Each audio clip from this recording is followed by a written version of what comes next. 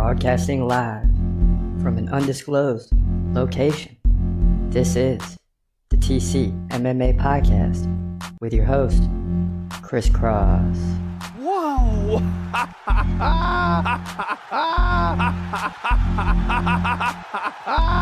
Dana White privilege. Let's go, baby! Let's go! Let's go! Let's go! Let's go, baby! Dana White privilege. Privilege.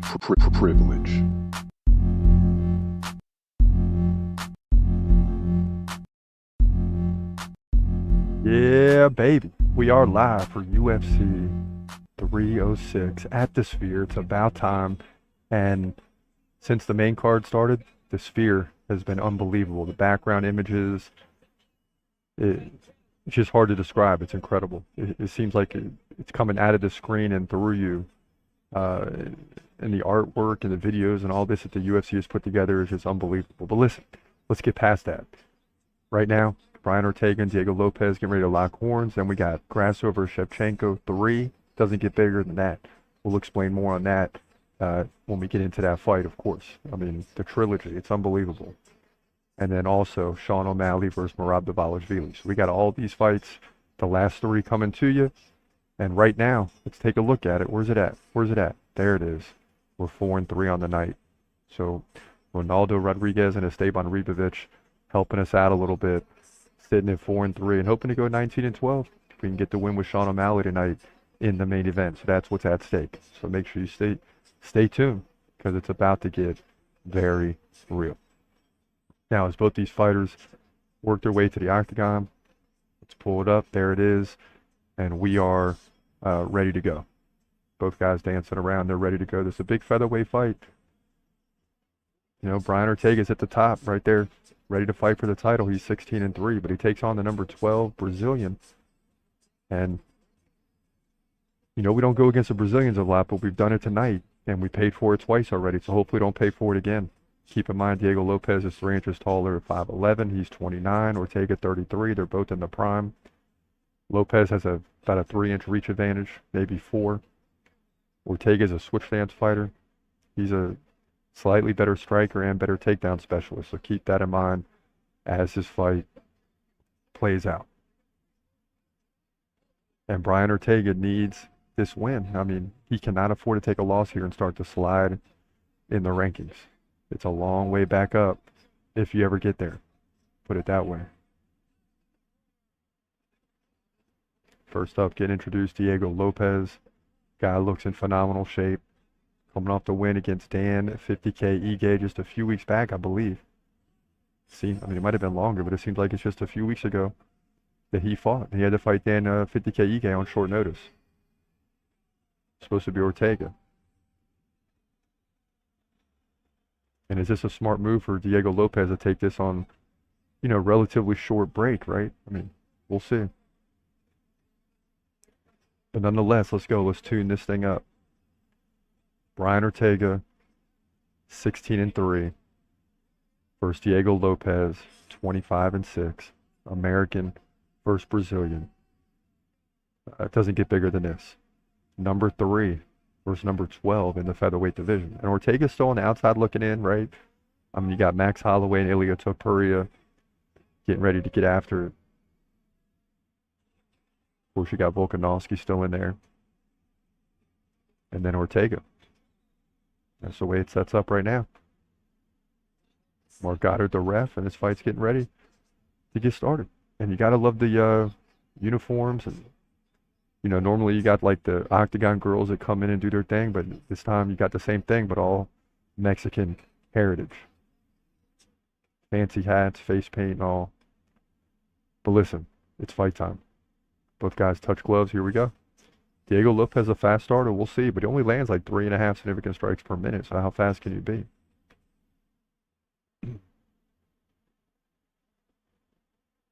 And as this fight's underway, I'm just really curious to see how Ortega's going to play this fight out. Does he want to take this fight to the ground?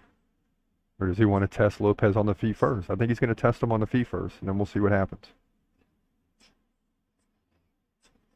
Oh! Ortega takes a big left already. He landed a right and took a left at the same time. and nearly went down. Oh my gosh, Lopez is on top. Ortega pounding away. I can't believe it. And now he takes the back. And he takes Ortega down. This is crazy. Come on, T-City, get it together, baby.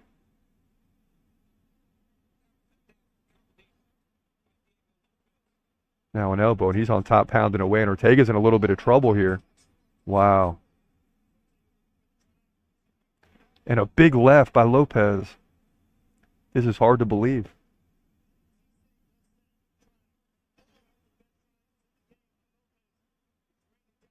And, you know, I was listening prior to the fight, and they're saying what a fast starter Lopez is. But when I look at the numbers, it's hard to justify that. But unless he just slows down big time later. But he's putting together a fast start here in the first 90 seconds. Landing a big strike on Ortega. He went down. Or not went down. Kind of moved around a little bit. Then he eventually went down. Got picked up and taken back down. So credit a takedown there for Lopez. He's looking at about a minute of control already. He's pounding away with the right. Now he's trying to get to the full mount. Ortega's got his feet in the fence. He's got to be careful here. And it seems like a full round. It's only been 2 minutes.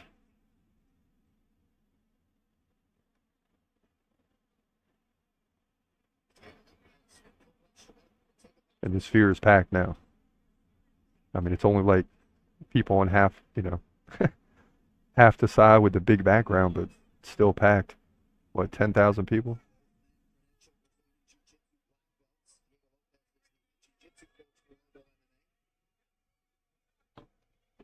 Lopez still in firm control here.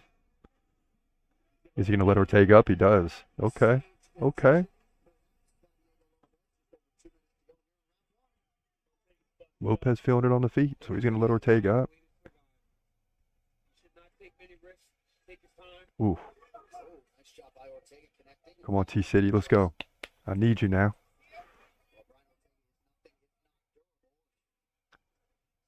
Yeah, T-City's going to be around. He's not going anywhere unless he just gets it finished.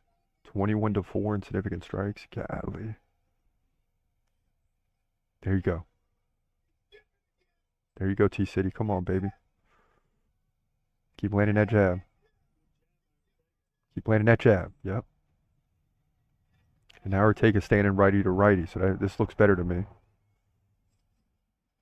That's the advantage of being a switch stance fighter, is you can match up with your opponent opposite stance or same stance. What do you like? And the crowd living off every strike. I mean, they're loud, as you would expect. We've already seen a lot of action tonight. We've seen some decisions, but good ones. A couple of finishes.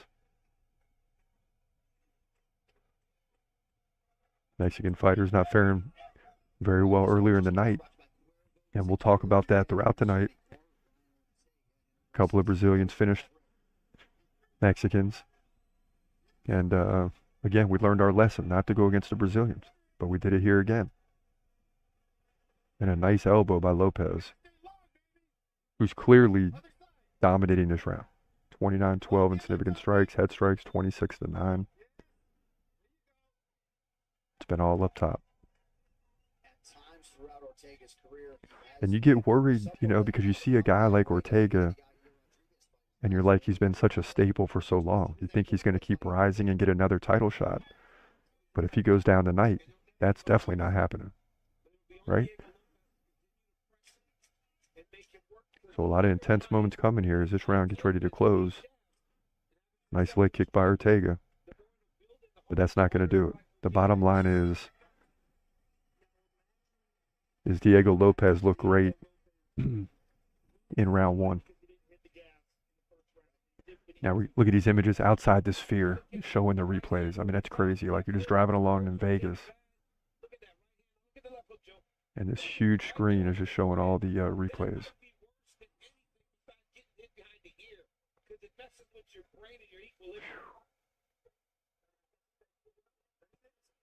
Everybody that's at this thing is lucky. Everybody there is lucky. I mean, it's crazy. I mean, the ticket prices to get in there, forget about it. All right, T-City getting cleaned up in the corner. That's important. He looks fresh. He looks all right. Got to let that go. And you got to get mad now. Because now Ortega's back is against the wall. He either needs a finish or he's got to win the next 2 rounds. No, there's just no other way about it.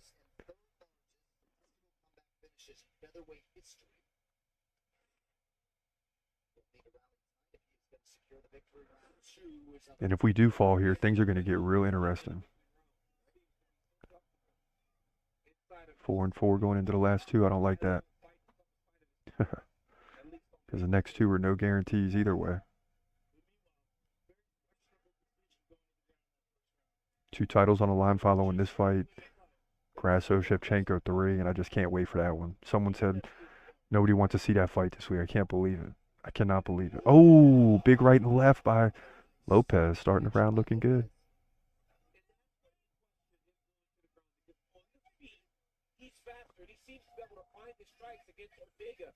And then, of course, we got Merab versus Sean. Bantamweight title on the line. So women's flyweight, men's bantamweight on the line tonight.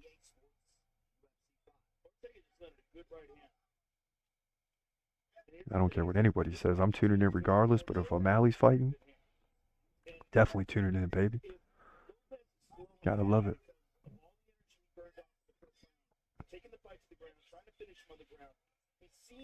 And Lopez still continuing with the activity.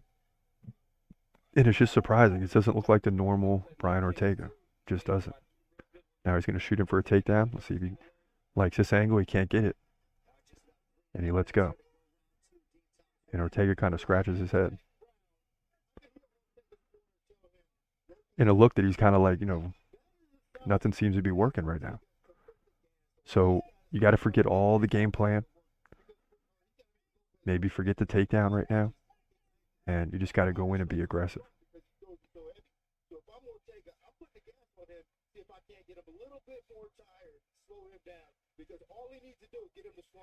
Because Ortega, I mean, the guy is a fighter, right? I mean, the guy is a fighter. So he finds himself in a tough situation now. He's got to answer the call. But this round's slipping away very quickly. 2:10 gone.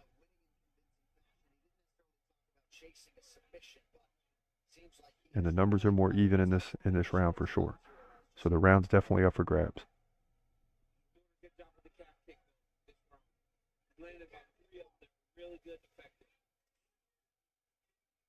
Another thing to take into consideration is how much weight Lopez cuts and how much of an effect that has on his cardio. Oh, big right by Lopez. Big left by Ortega. Okay. Starting to even up a little bit here now. Got to win this round, T-City. Oh, nice leg kick by Lopez. Oh, my gosh.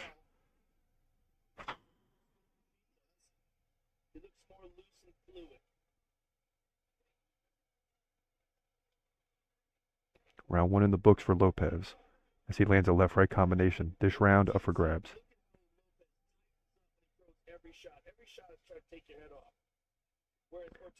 Now Ortega gets taken off his feet. He's on the ground. And Lopez is going to let him up. And that was a sweep, ladies and gentlemen. An old school karate sweep.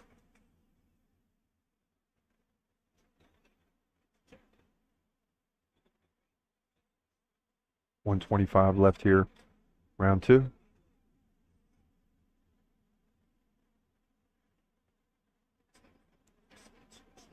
Nice left by Ortega.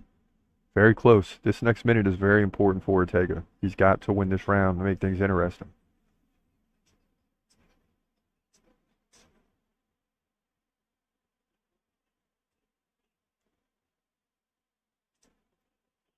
Another leg kick by Lopez. Luckily for Ortega, he lifted his leg at the last second.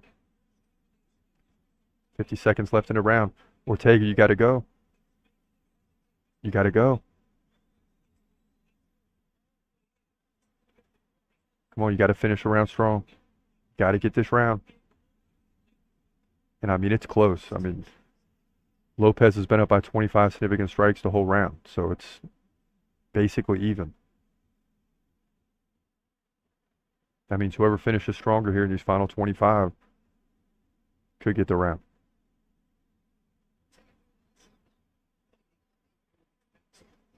Well, I don't know. I don't know. T-City, you're not doing enough after the first. You're not doing enough.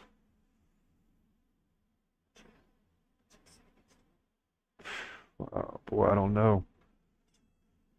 I don't know. I'm sure we'll see the numbers for that round, but it's close. Yeah, I mean, Lopez still up by 25. I didn't see how it started, but after the first minute, Lopez was up by 25 significant strikes the whole round. So that's telling me it's pretty close to even. That means it's a toss-up. And if I'm Ortega's corner, I'm telling him you probably need to finish. Let's just be real. You got to go off this round.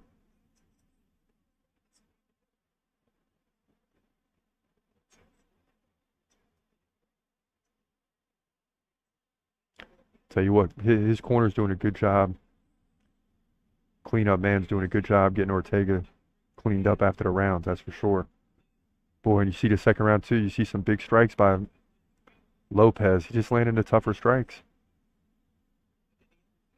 And then he takes Ortega. Yeah. All right. Just looking at the quick highlights, Ortega's got to be up probably 2-0.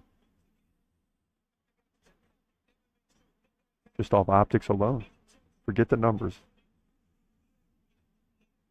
And here we go. Both guys circling the octagon, walking back and forth now. Trying to get the crowd pumped up. And here we go. Mark Goddard says, let's get it. These guys touch gloves twice and we're on. Final round.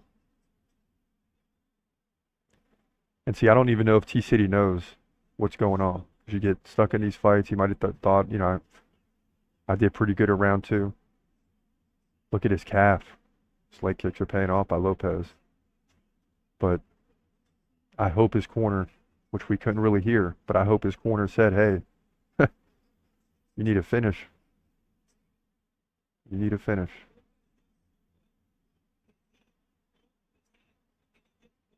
And everybody on X saying, yep, 2-0 Lopez. That's how I see it too.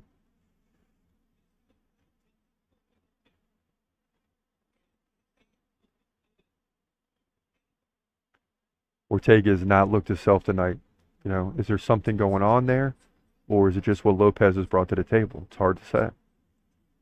But Ortega does not look like the fighter we've always seen. He's just been off balance too.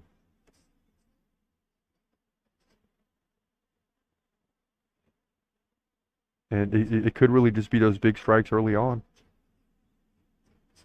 Just slow down Ortega, who's beginning to pick up the pace here, but so is Lopez.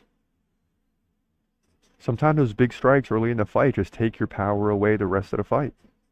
And that could very well be the case. Because Lopez still looks just as powerful. Now, Ortega's whipping the jabs, but it's not nearly good enough to finish his fight, at least right now. Doesn't appear that way.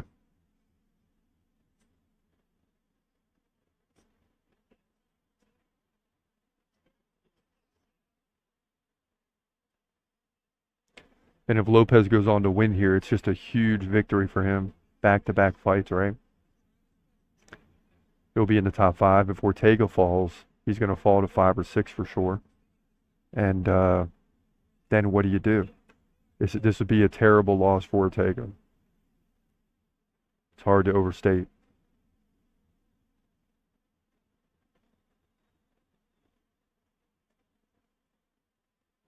And it just doesn't seem like Lopez is under any pressure. He looks totally comfortable in there. He's trading well. Ortega comes in for the takedown, but will that matter? There's 2:30 left unless you can get the finish, right? But Lopez stuffs it and shoves him off. And you think about that. Ortega's got a decent ground game, right? He gets 1 or 2 every fight on average. And he's got 0 right now. Nada. Nothing.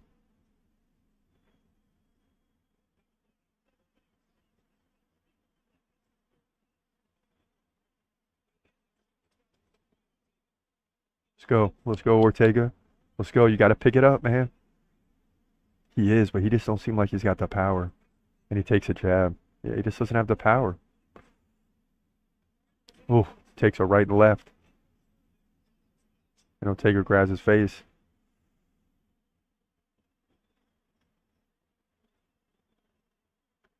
And what's going through T-City's mind? Because he's just not able to muster anything tonight. He's just not able to do anything against Lopez, who has utilized a little bit of control time. He had a takedown for a little over 2 minutes, but really, if it continues this way, 13 minutes, and Ortega landed 31 significant strikes right now.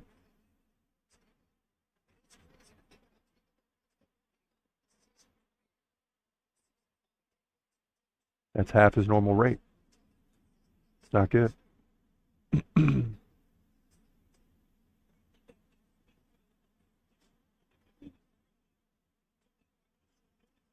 And these are the moments, ladies and gentlemen, where guys that have had well-respected and long careers, and you see that one fight where it's like, okay, they're no longer there. And that's what we're seeing right now, potentially, with Brian Ortega. And he'll still fight, right? Guys stay around after that. They fight it out for a few years. But will he ever be the same? A big left by Lopez drops Ortega. And this is a terrible look in the final 20 seconds. And this is just going to be a career performance for sure for Diego Lopez. He's now trying to get a submission here. It's not going to happen. Ortega gets off. And Ortega's pounding away, lands a big left. These guys are swinging at the bell, and that's it. And a big left to finish the fight by Lopez, who absolutely dominated this fight. I mean, that's it. He dominated the fight. Absolutely dominated this fight. And so now it's just a waiting game. I mean, 64-39 in total strikes, 63-33 in significant strikes. This is all in favor of Lopez, easy. 44-23 in head strikes. And it seemed like there was a lot more action as you're watching it than there was in terms of the numbers, right? You go back to the previous fight and you had two guys that were both over 100 significant strikes. Ribovich was darn near 200. These guys are 60 and 30. Yeah. Wow. And I think that's what happened is they showed the replay in round one in slow motion. You see Ortega takes the big strike early in round one. And to me, I think that took all his power away. Now, he's a competitor. He's going to keep coming, right? If anything, normally he gets tougher after that. But these were some big ones. And is just enough early on to take the legs out of Brian Ortega.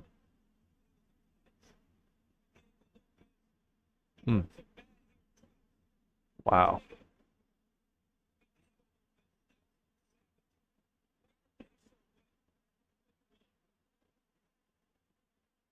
Gosh, these highlights for Lopez are ridiculous, man. I mean, this guy is going to win by dominating performance. Gosh.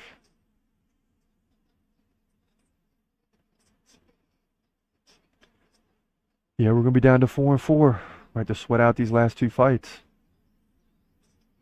Any hopes of a great night is probably slipping away on this one. Oh, baby.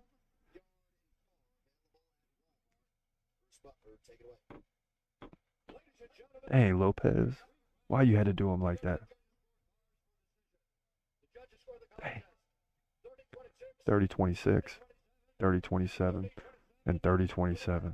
Yeah. So Diego Lopez is going to get the win, the Brazilian. So 3 times a night. So when I do these predictions and some of y'all get on me and I say I'm going with the Brazilian just cause, we went against the Brazilian 3 times a night, and they won all 3. Never again, man. I learned my lesson tonight in great detail. But that's the way it goes. Diego Lopez gets the big win. He's going to be top 5. Got a lot to talk about with this fight tomorrow on the podcast again. Stay tuned for that. But this is a wrap here. Featherweight division, UFC 306. Now listen, stay tuned. Got a quick break. We're going to break down this Shevchenko-Grasso trilogy. It doesn't get better than this. So stay tuned. We'll be right back after this. You're watching the TCMMA podcast. Let's first talk about why Robert Whittaker is the perfect challenge for Khamzat Chimaev. Notice that's the way the sentence is put in the headline, not the other way around. It's the perfect challenge for Khamzat, not for Robert Whittaker. Because right now, as far as we're concerned, Khamzat is the elite. He's the guy. Until he gets knocked from that pedestal, that's how we're going to feel. And even if he does, probably we'll still feel that way. He just got some work to do or something like that. But that doesn't seem likely to me. It seems like Khamzat is going to go in there and win this fight. Will it be pretty at times? Maybe not. But it's a 5-round fight. So I think Khamzat knows, hey, I can't really go 5 rounds with Whittaker. I mean, I can, but we don't want that to be the plan. That can't be the plan. These judges, dog, these judges. Because even if you make it through 5 against a guy like Whittaker, then you put it in the judges' hands. I mean, and the judges can do anything, as we've seen over the past 3 weeks. These judges, dog, these judges. Just robbing fighters. And plus, you know, Robert Whittaker's used to going 5 rounds. I mean, he's used to going 5 rounds, or at least being in 5-round fights. Chimaev's big question right now is the gas tank. Because in the last couple fights, it looks like, okay, when he goes later, guys get him into the 3rd round, anything is possible. And therefore, what would happen in the 4th and 5th round, right? These are the big talks. This is why it's the perfect challenge for Khamzat, because there's a lot of questions to be answered. But if I'm Khamzat, I'm not trying to answer any questions in this fight. I'm not thinking about 5 rounds. I'm going right in there, and I'm on the attack as soon as that bell rings and it's time to go. When it's go time, I'm on the attack. We don't want to answer any questions right now about the endurance or the gas tank or health or anything like that, or take a chance of getting hurt later in the fight. Any of those things are possibilities here. And they're magnified, right? Because of everything that's gone on with Khamzat over the last 3 years. But despite having to pull out of fights, the guy is still 13-0. He's still undefeated. And the sky is the limit. And he's 30 years old now. He's right in the prime of the career for the next 4 to 6 years. But you don't want to waste another year or two. The time is now. Like, he's wasted too much time. And you can be doing these things at 32, 34 years old, but then you're headed towards the cliff quickly, right? And Khamzat, too, will hit that age. So the time is now. That's why it's a perfect matchup, perfect challenge for Khamzat. Totally agree. Moving forward, Tom Aspinall says he's trying to provoke John Jones into a fight. I'm trying to test his ego, is what Tom Aspinall is saying. But also saying, you know, he's ready for the backup role. And it's still, I know we've talked about this and pushed this topic, but it's still amazing to me that Stipe, who hasn't won a fight in 4 years, is fighting for the title because of what he did in the past. I mean, no one else could have. He's got to be one of the first people ever to not have won a fight in 4 years and fighting for the title. And I'm not talking about someone coming in and just getting a lucky break or whatever. I'm saying, which is hard too. I don't know if that's ever happened. Probably back in the day, but it's hard to believe that, you know, whatever you say about Stipe, the guy hasn't won a fight in like 4 years. And unfortunately for John Jones, the story only magnifies for him because the storyline for him is that he only fights like once every 2 years. Even when he was a light heavyweight champ, things would get stalled out, whether it be injury or whatever. So now that he's injured, it makes it even worse. Because it's like, what, you know, now you got the heavyweight title and you're dragging that out. It's just, you know, Tom Aspinall should be the guy, and unfortunately he's not. And don't be surprised if they make, you know, Tom Aspinall knows he might wait up to a year, year and a half to actually fight John Jones if that fight ever happens. The way things have gone for John Jones is he may win this fight, sit on the title for 6 to 8 months, and then retire. You just don't know. And he's my number 2 on the do list behind Khamzat. I like John Jones. But it's like, you got to fight. You know? But at the same time, he's smart. He's a lot like Colby Covington. You only fight when you can win. Or if you're not going to win, in Colby's case, at least you're fighting for the title. So, you know, Colby's done that his whole career. Like right now, he's not going to fight until it's a perfect opponent that puts him one fight away from the title. But it's getting harder to dodge guys because you got Shafkat and Ian Gary and all those guys coming up. So it's a little bit different of a story, obviously. Plus, Colby's never been the champ. But John Jones is just really good at fighting the guys that can keep him on top. At the same time, he's never lost. So he's a perfectionist at this. Make no mistake about it. Boy, spinning back kick does not work, and Shevchenko gives up the back. Is this it? Is she going to lose the belt on a mistake? Oh my gosh. Grasso's got the back, and Shevchenko's in trouble. She's holding on with everything. Oh my goodness. Oh my goodness. She's got to push that elbow off. Boy, Shevchenko's in a lot of trouble on a mistake. The longest... Oh, it's getting underneath. It's getting underneath.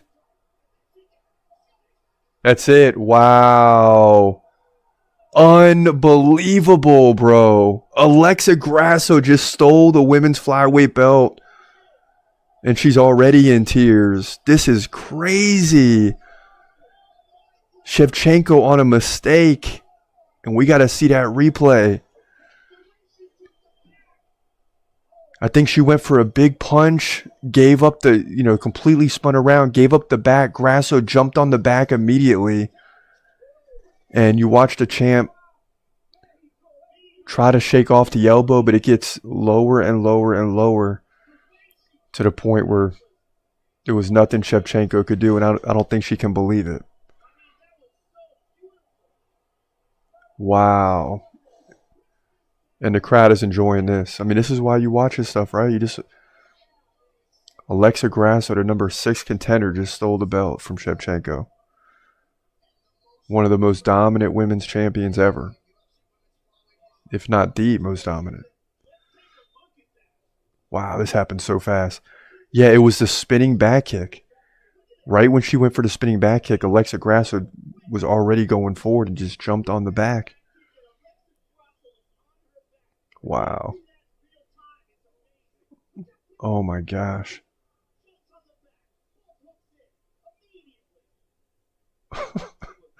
Perfect, man. That's just crazy.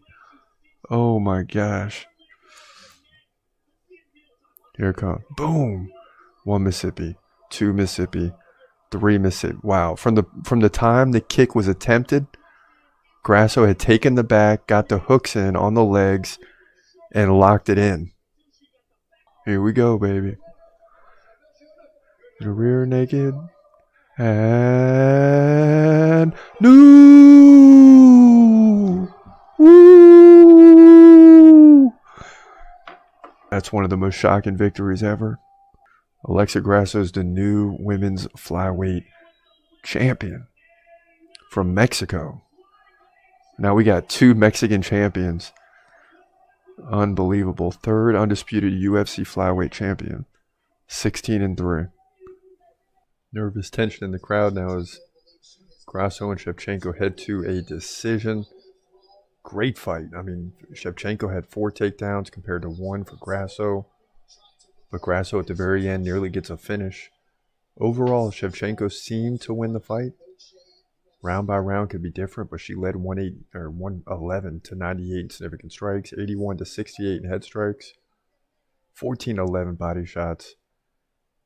Only place she trailed is leg shots. And total strikes, 227 to 206. I mean, close fight, man. I don't know. They're both putting their hand up. We'll see.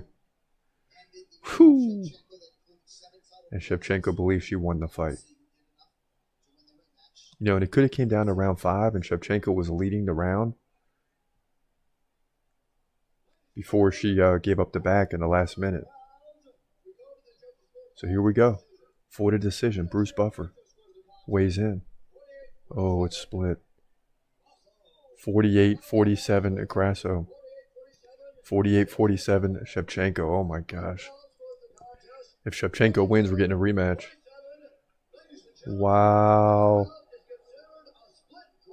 A split draw. Are you serious? And Shevchenko smiles because a draw is a win for her. Or excuse me, Grasso smiles because a draw is a win for her. We haven't had a draw in months, and we get one here. Wow. And the crowd's stunned, but they're kind of cheering now because they realize Grasso keeps the belt. Split draw for the women's flyweight title. When was the last time we saw a draw in a title fight? That's crazy. So Alexa Grasso keeps the belt. Women's flyweight division. Noche UFC. Now as we creep into the co-main event, this is I can't stress how big of a fight this is. Alexa Grasso, the champ, versus Shevchenko. So when they fought the first time, Shevchenko lost the belt in the second round or third round. I can't remember which one it was, but it took a little while and then it happened. She gave up the back, happened very quickly, and she got submitted. Second fight, she comes in. I believe she won the fight. We'll get into the stats here in a minute, but it ended up being a draw. In the prediction, I'm actually wrong. I'll let you know ahead of time. It wasn't a loss by Shevchenko, but it was a draw. And that's what made the because as I'm doing the prediction, I'm like, why did she lose twice and there's a rematch? Because I made the mistake that it was actually a draw.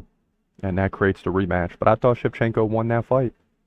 But listen, man, when you leave it in the judges' hands, these judges, dog, these judges. So if I'm Shevchenko, I can't leave this one in the judges' hands. I got to go in there and plan on getting the victory. That's the bottom line. But will she get it? That doesn't mean we're picking her. As you've seen before, take our pick seriously. Plan on winning every time. And we got to break it down and go for the win, not who we necessarily like. But then again, that's why the do list was created, because it does get confusing with some guys you really believe who are going to beat anybody. But let's get into this one, co-main event. Big one from Mexico right now. In the women's flyweight division, for the women's flyweight division title, your co-main event at UFC 306, you got champion Alexa Grasso taking on Valentina Shevchenko, the former champ. This is the trilogy, and Grasso has won each of the last two fights. We'll get into that in a moment. Now Grasso 16-3, Shevchenko 23-4. Both women stand 5-5. Grasso 31, Shevchenko's 36. Shevchenko 1-inch reach advantage. She fights left-handed. Grasso fights right-handed. Grasso is more active on the feet, believe it or not. Right, 4.7 significant strikes per minute to 3.3. But on the ground, in terms of takedowns, even though Grasso submitted Shevchenko in the first fight, it's Shevchenko that lands nearly one takedown per round, and that is held up against Grasso, where she has 8 takedowns in the last 2 fights, and many people believe she won the last fight, right? Now, Grasso, 59% takedown defense, not great. Shevchenko took her down 4 times in the last fight. Grasso led 84-80 in significant strikes. It was very close, but people feel like Shevchenko won with those 4 takedowns in control time. In the previous fight, Grasso submitted Shevchenko in the 4th round. But you got to consider, in 9 rounds, Shevchenko has 8 takedowns. It seems like she got better in the second fight, and in fact may have even won the fight, despite the judges' decision, right? 2 judges for Grasso, 1 judge for Shevchenko. So this fight is going to be very, very close. It's going to come down to the wire, and Shevchenko is going to win, or Shevchenko is just going to go out there and try to dominate in the first 2 rounds and get a finish. But one way or another, I believe Shevchenko is going to win this fight. I cannot see her falling to the same person 3 times in a row. It's just not going to happen, in my opinion. Although Grasso is a really good fighter and a bona fide champion. But it's hard to beat someone or another team 3 times in a row. We all know that in sports. So I like Shevchenko to have the edge here. The fight is basically a toss-up. It's even. Both fighters basically even, as we saw in the last fight, except Shevchenko landing a lot more takedowns than Grasso. We'll see if that pays off here. I believe it will. Shevchenko by decision in my book, but we'll take her to win one way or the other to get the title back and move to 24-4 here in the women's flyweight division for the title. Your co-main event at UFC 306. And again, the last fight was a draw, not a loss by Shevchenko, so it's not like Grasso's trying to win 3 times in a row. The momentum seems to be in Shevchenko's corner, as long as she doesn't get submitted, which Grasso, we see now, we know, is very capable of doing. But Shevchenko's going to have to dominate the ground. and take the lead in significant strikes. That's the thing here is, yeah, position, but you got to land significant strikes too, even on the ground. You can't be down 84-80 and let the judges be confused. You got to have 4 or 5 takedowns, and you got to lead, like, let's just say 90-65 in significant strikes, make it obvious, and you get the title back. And very capable of doing that, and that's, in fact, what I think is going to happen. You're watching the TCMMA podcast. And now, back to your host, Chris Cross.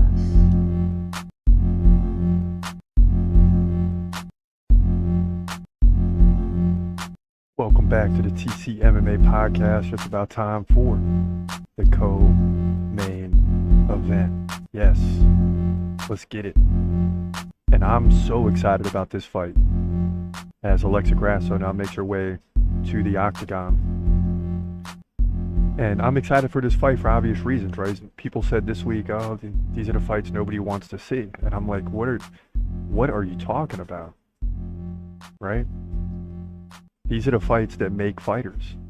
Shevchenko ruled the division forever, and then out of nowhere comes Alexa Grasso. And you look back at all the big time fighters, and then you think of another guy like Hagler Hearns, right? Of course, I'm going way back, but I'm just saying, you think of one name, then you think of the other, because they're tied together in history. That's what's about to happen right here, and it's just a second opportunity for Shevchenko to get the belt back. And did she lose the second fight? I don't know, but it was a draw. I think she should have won it, but it was a draw, so you can't really be mad at that. Instead, you get the rematch. They went through the Ultimate Fighter. They had a good time doing that. That's all lovely. But now it's time to get the fight on. That's the bottom line. It's time to get the fight on. Grasso getting ready to walk into the octagon, and of course it's at the Sphere. Place is beautiful. I mean, that's the best word I can describe as a fight fan. It's just absolutely beautiful. All the scenery behind the octagon, I mean, forget about it. So the UFC putting up millions of dollars to get this thing going, and they did a great job. And they're competing with boxing tonight. Don't know who's winning. Ryan Garcia across the street. Don't know who's winning. But I know for the next 40 nights of UFC, you'll be winning. I'm definitely excited to see which card comes out on top between boxing and UFC, because this is boxing's best chance. If they don't outdo the UFC tonight, forget about it. And I say because of the Sphere, they're not going to. It's just not going to happen. But here we go. Alexa Grasso, Valentina Shevchenko. It's getting ready to go down. And after or before every fight, the scenery in the background is changing. It's like a whole different scene. Huge. If you've never been to an IMAX theater, you're missing out. But if you have, you understand. This is like the IMAX to the nth degree. So Shevchenko 36 now. I mean, the time is now. Can't wait. Both are 5'5", of course, 125 pounds, because that's where the title is at. A women's flyweight division. Reach is almost the same. You got a righty versus a southpaw in Shevchenko. Grasso, the better striker. But it was much closer in the second fight because of the takedown game of Shevchenko. But as said in the prediction, can't just go for takedowns and submissions. I mean, if it works, great. But you got to utilize the ground and pound a little more. And we'll see. So Bruce Buffer introducing both fighters into the octagon. Shevchenko will be first.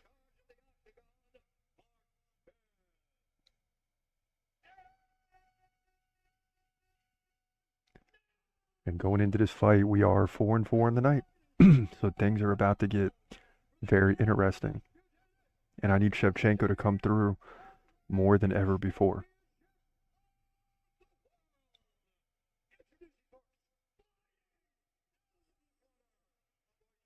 Let's go Shevchenko, 23-4. I mean, look at that record. Champion forever. But now when you think of Shevchenko, you're also going to think of Grasso. That's just the way it goes. And that's why this fight is so important. So important. Because either you're going to go down in history to losing to her twice, and that's it, or you're going to go down as 1-1-1. Maybe you get a fourth fight if it's really close. I don't know. But when I think of Brandon Moreno, I think of Davis and Figueiredo, right? You can do that in a lot of different divisions. Colby could have beat Usman. You'd think Colby and Usman, which he still will, but he didn't win either fight. But it's just these situations where you have the back and forth between two fighters that both are etched in history together, and that's what's happening tonight. Forget that it's probably not your favorite division. Forget all that. Talking about two legends in the making right here. All right, so let's tune it up. Alexa Grasso, the current women's flyweight champion, 16-3, fighting out of Mexico. Crowd favorite tonight. Taking on Valentina Shevchenko, former champion, 23-4, fighting out of Kyrgyzstan. Fight's close to even. Got Grasso as a slight favorite. And here we go. I just want to see Shevchenko just come out and just finish her in the first round. But could be sitting in for a 5-round battle, so buckle your seatbelts as this goes down. Now, who knows where the women's flyweight division will go after this? Who knows who's next in line right now? We've seen some big performances by different fighters. But this fight, we're going to get this fight over with first. Figure that out. And a big left already by Shevchenko. And at any time, Shevchenko is going to go for a takedown. Then I want to see if she's going to utilize the ground and pound.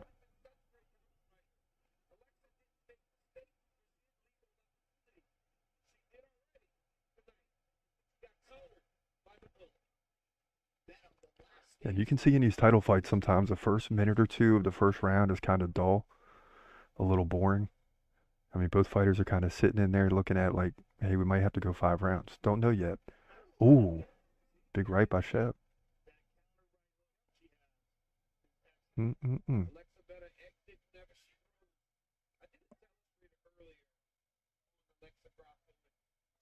go, Shevchenko. Get aggressive. Get aggressive.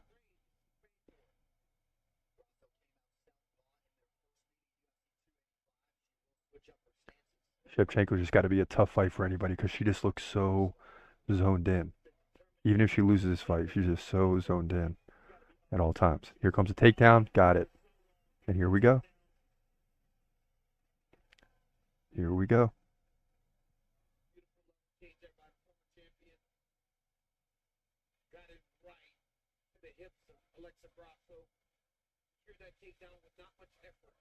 You know, and the other angle Shevchenko could take in this fight compared to fight 2 is just say, hey, you know what?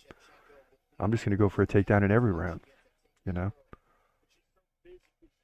Because if I can get on top every round, even if I don't do very much, it might be a little bit more to get the decision than it was the last time.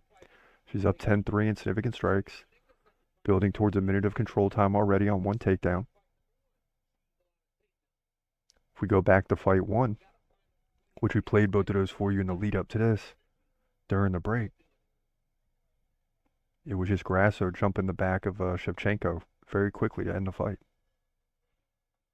And I think now Shevchenko's, you know, much safer. Really in the previous 6 rounds, right? 5 rounds in the last fight, and then this round, just much safer. Let me go ahead and get the takedown. Let's not play games. Ooh. And a near armbar here by Grasso. She's got to get the right leg over. She does. Oh, boy. Oh, boy, you better be careful, Shevchenko. She lost a leg. Okay. If she had to armbar some position with her legs, did Grasso, but she couldn't stretch out the arm of Shevchenko. She couldn't stretch out the arm because she had it locked in, like protecting it. and Grasso had to give it up. Shevchenko still on top. Big right elbow. And round one is going the way Shevchenko wants it to go, at least right now.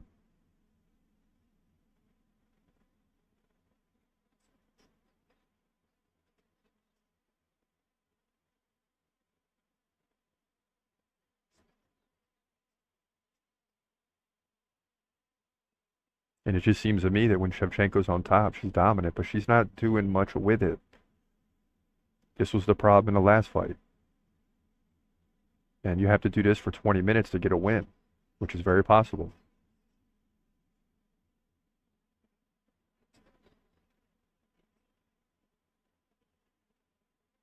And the reason is Grasso's got great defense in these positions as well. So it's like Shevchenko's just constantly, for this whole round now, we're about to be over 3 minutes of control time, is just really trying to maintain some type of position. She's not doing anything with it. For the last 3 minutes, you've had one strike by Grasso landed. That's it. Now one by Shevchenko. It's 11-4. So not pretty, not great. But listen, Shevchenko's up 1-0. That's the bottom line.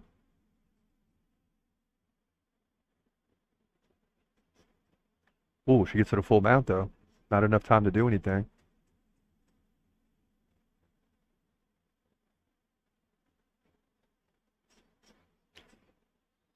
And now it's clear. We got the game plan. Round one is done.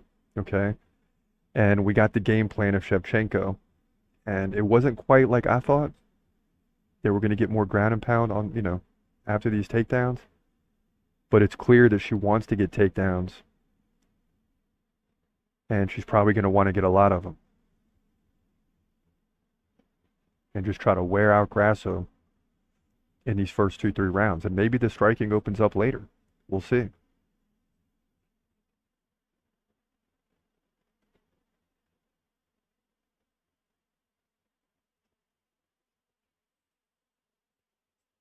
And going back, I mean, you got to believe that after the third fight, or this is the third fight, right, that Shevchenko's going to get it figured out.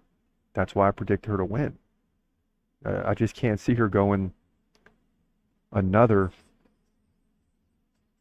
fight and not figuring it out. I mean, she was the champ for too long. She was dominant. Yeah, she's getting to that age of 36 where it really becomes clear that you're slowing down, but you're still there.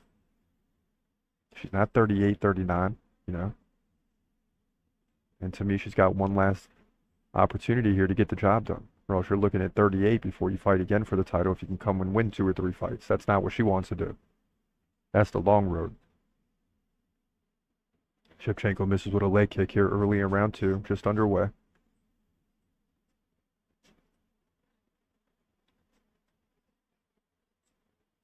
And Grasso's got to be thinking about the takedowns now. You cannot be forced to the ground early in this round and be stuck there again for 3.5 minutes like you were in the previous round. So that's got to be the first thought by Alexa Grasso. Stay on my feet. Defend takedowns at all costs. But she's very aggressive. So she's constantly coming forward and boom, takedown by Shevchenko. Here we go.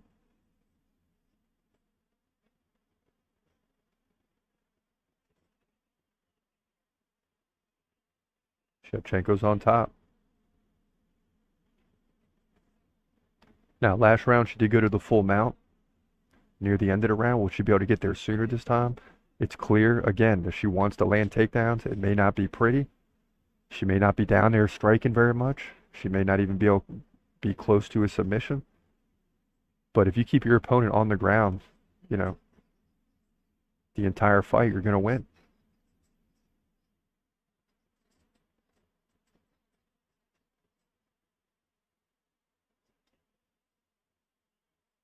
And eventually the fans will be booing, right? Because they want Grasso to win. Right? This card's kind of built around Mexico, except for the main event, of course. And Grasso's the champ. So the crowd is going to want Grasso to win, and Shevchenko's just going to continue to land these takedowns and just watch this clock run.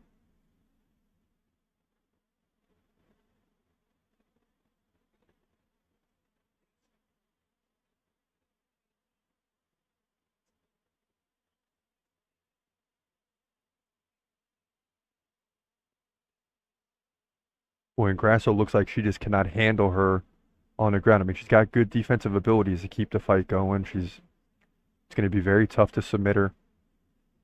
But when Shevchenko's on top, Grasso can't do anything. Now she tries to shove her off, looking for another arm bar. I don't think she's going to get it.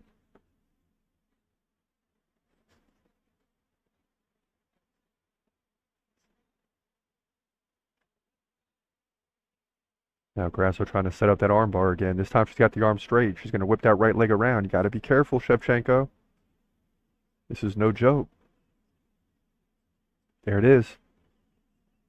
There it is. Oh, man. Gosh, she had the position. She couldn't get it. Shevchenko back to the top. Side control here. And if you're Grasso, you got to be careful of the crucifix, because that's the position that Shevchenko loves to go to if she can get it. And now Shevchenko throwing some strikes. That's what you got to do. Now she's going to take the back and likely keep Grasso on the ground. Grasso trying to scramble out of it. Grasso gets to her feet. She's out. Oh, boy. 6-13 of control for Shevchenko. 3 takedowns. And we're not even down through 2 rounds. And she goes right back to the ground. Yep, and that's the game plan for Shevchenko. Just more takedowns. That's the game plan. At this pace, she's going to have 7, 8, 9 takedowns. It's not even going to be a competition. It's not even going to be a fight.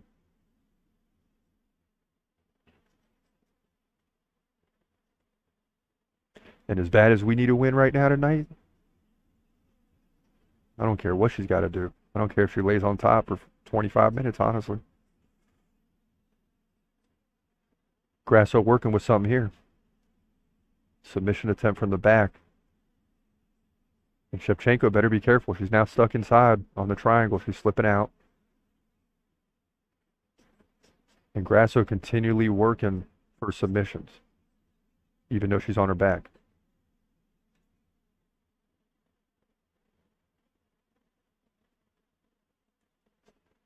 Final 10 seconds, and so far it's all Shevchenko. When you consider we're 2 rounds in and Grasso's only landed 5 significant strikes, that's not good.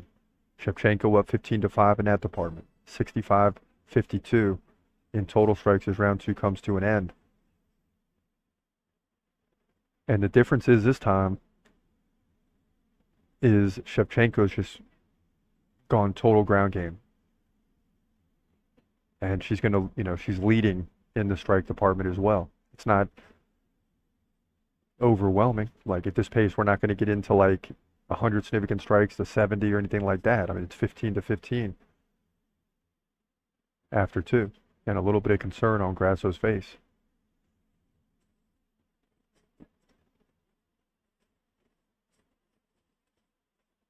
I know we use football analogies a lot. But I grew up playing football, and I watch these fights sometimes, and I think of football, and I look at this, and I see, 2 teams playing a second, third time, whatever.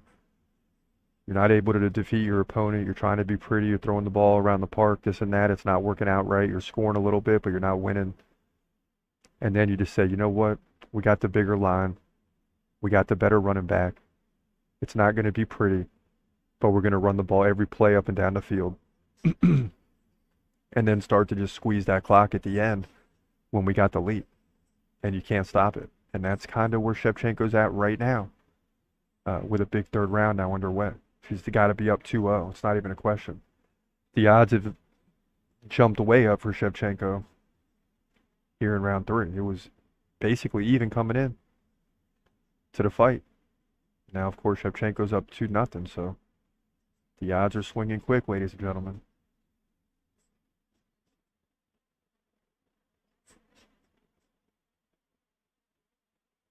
And just like round 2, Grasso's got to know the takedown's coming. It's got to be frustrating. You're only getting about 90 seconds on your feet to start each round, and then bam, Shevchenko gets a takedown.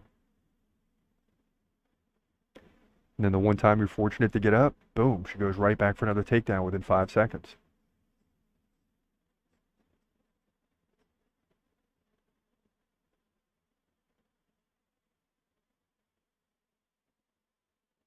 If you're a fan, very boring fight. I mean, not entertaining at all, but you gotta love the ability of Shevchenko to just take Grasso out of the fight.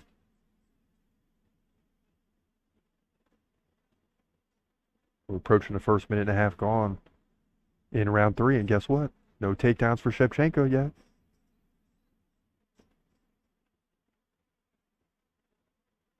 And don't change it up now. Valentina, let's go back to the ground, baby. Let's get this thing 3-0.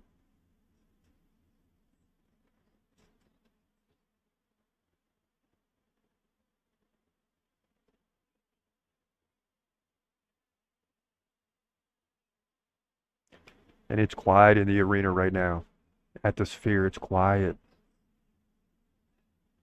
Because the Mexican is down 2-0. Fans are a little jittery. And a nice knee there by Shevchenko, who looks like she wants to stand and strike this round. Now she lands a leg kick.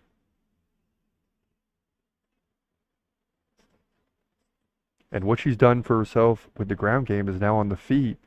You got a Grasso that's very leery of going big, even though that's what she's got to do to win, right? So she could still win this round and get it back to 2-1. But she's very leery to come in. She's trying to strike from the outside. And right now that's favoring Shevchenko. And there's a takedown. Huge, huge takedown for Shevchenko. If she can hold it here the rest of the round, she's going to probably win the round.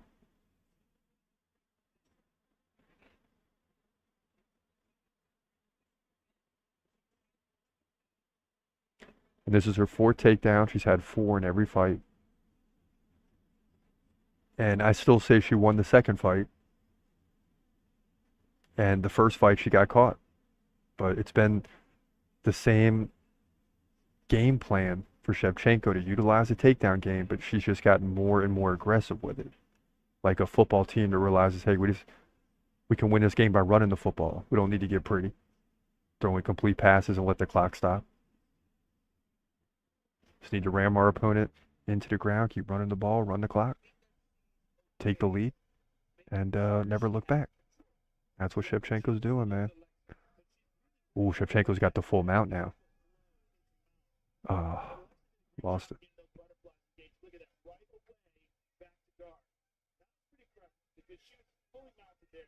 Come on, Shevchenko, do something here. Strike a little bit. Strike a little bit. Land a couple. But she won't because she doesn't want to lose position.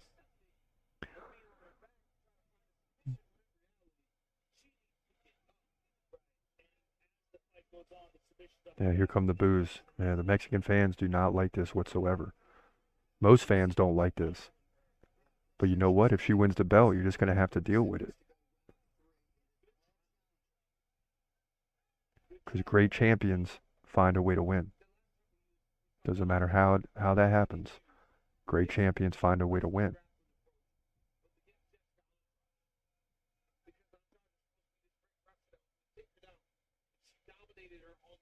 And as we approach the end of the 3rd round, what Alexa Grasso's corner has got to tell her is hopefully already obvious. You're down 3-0. You're going to need a finish in this fight. And you're just going to have to be aggressive on the feet and go for the finish. Because Shevchenko's is absolutely dominating. Nearly 10 minutes of control at the end of round 3 now. 9:45 of control to be exact. 4 takedowns in just 3 rounds. And Grasso looks completely frustrated.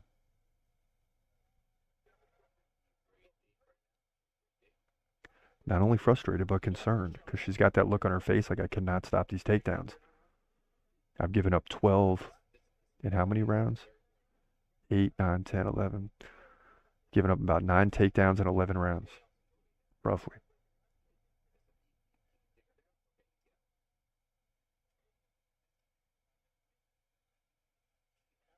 And just a look of concern. Shevchenko's chilling her corner saying, try to do something. I disagree. Don't do anything. You're up 31-10 in significant strikes. You just held the champion to 10 significant strikes in 3 rounds. So yeah, you're not getting the ground and pound. You're not getting a lot of strikes. You're getting a lot of hold time, positions, things like that. But it's enough for Mark Smith not even to consider jumping in. I mean, I don't think any ref will consider jumping in. It's not like there's not action and movement and things happening.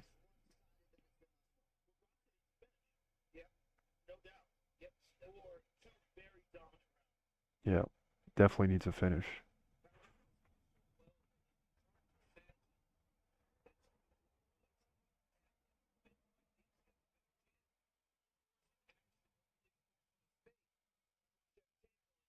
This is starting to look a lot like Figueiredo versus Moreno when they ended up going 4 fights. Right, you just get these situations. Oh no, Shevchenko got caught. Went in for the takedown. She's stuck in this now. Oh my goodness. This would be a lot like the first fight where Shevchenko just got caught.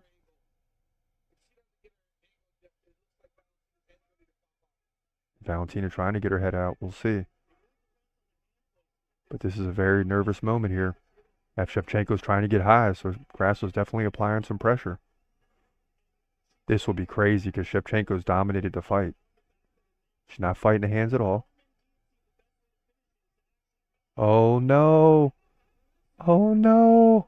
Shevchenko's in serious trouble, man. This is unbelievable. Is she out? Oh. She says she's good. And now she's starting to go for the hands. So we'll see.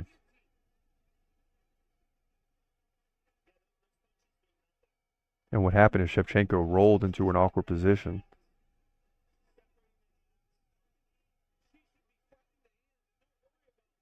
Yeah, she should be fighting the hands. But maybe it's just she's not feeling much, so she doesn't need to. It looked for a second like her hand was just dangling and the ref was going to reach in and stop it, and she put a thumbs up and said, I'm good. So the battle on the ground continues, and she's out. And the crowd's loving that. Kyrgyzstan in the house, baby. Kyrgyzstan in the house. Yes, sir.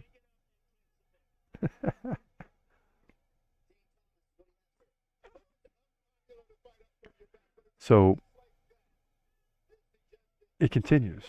In the last fight, we saw the same thing. We saw a lot of control time by Shevchenko, but she lost in significant strikes, 84-80. This time, she's just shutting down Alexa Grasso like it ain't nothing. And then she finds herself in a situation where she might actually get submitted, like the last fight, but gets out of it. Now she's back in side control. 2:10 left, round 4. And this is the tough part about fighting Grasso is you're gonna go 25 minutes. You better not lose your thought process or disengage from the fight for 2 seconds. You're gonna be in trouble because she's capable of finishing the fight at any time. That's just the bottom line.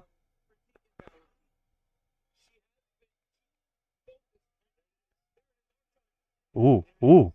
Shevchenko's got the triangle. Come on, finish it, baby. Come on. Ah, she's too high. Ah, she's too high. Ooh. Now she's a little better, but I don't think she's going to get the finish here. She's up 32-10 in significant strikes, 154-76. Completely different fight.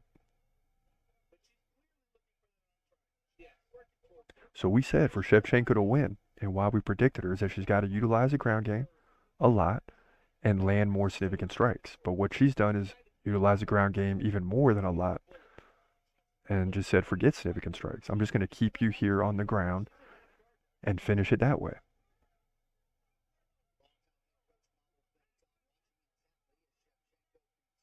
And then how will Shevchenko fight this 5th round? Because Grasso at any time could still get a finish even from her back.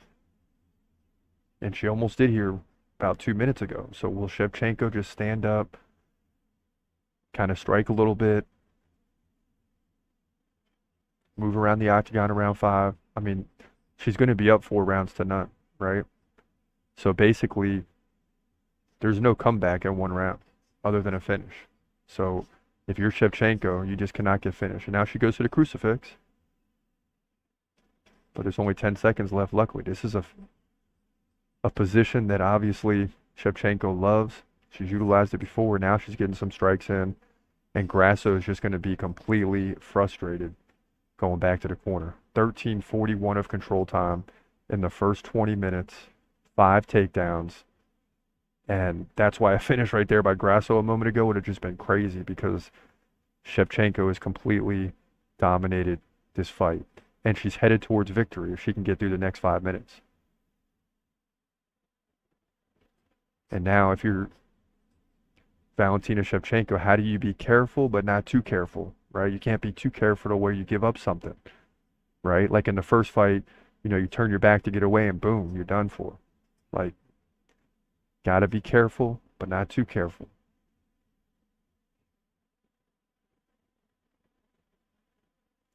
And it's Grasso that's going to need to finish. And that's we've seen Shevchenko do this time and time again when she was a champ. When she was the champ, you wouldn't even think there's a possibility of her getting finished. If you didn't know what you know about Grasso, you just say this fight is over. But what I'm telling you is, Shevchenko, be careful, but not too careful. Here we go. Round 5 is underway.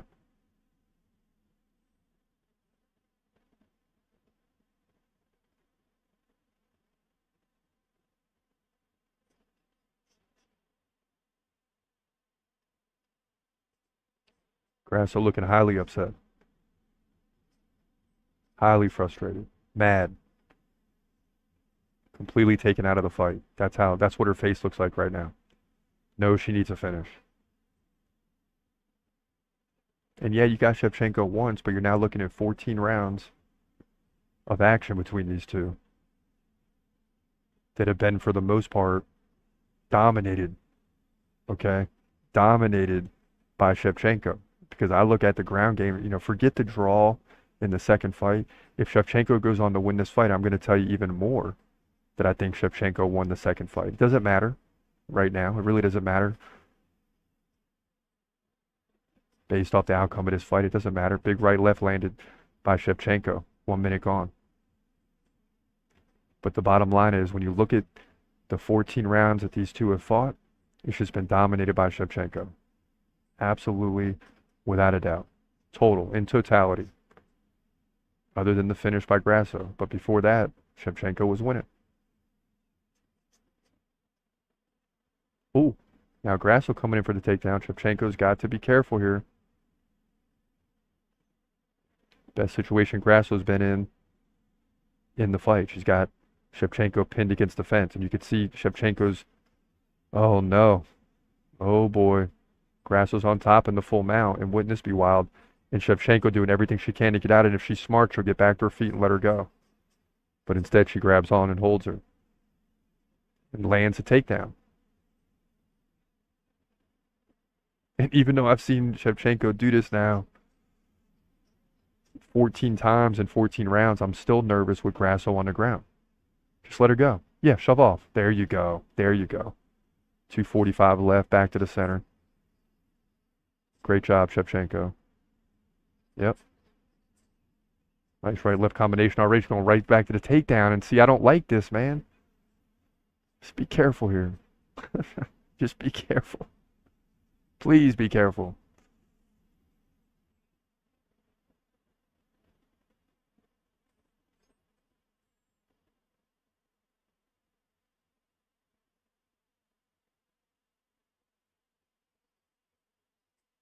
Oh, and if Shevchenko could pull this off, we still got a chance for a winning night. It didn't look good when we lost 3 in a row, and it's only a 10-fight card.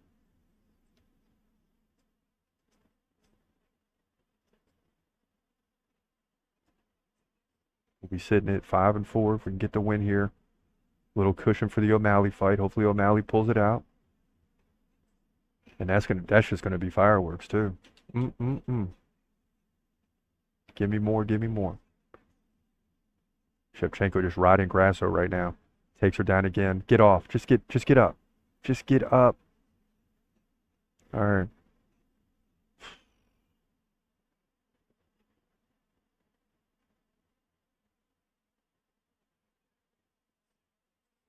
Now Shevchenko just content with holding, right? She's got her arms wrapped around Grasso. She understands the game. She knows she's got this fight won. Just got to be careful. Now I'd let go. Grasso back to the feet, 110 left. If I'm Shevchenko, I'd shove off. We can dance for a minute. We can definitely dance for a minute. But Shevchenko just holding on. Not a bad play either. Yep, shove off. There you go. 50 seconds left. Yep. Shevchenko's still keeping enough pressure on. So yeah, she's been pretty careful, but not too careful. Perfect. Looking to go in for another takedown. Be careful.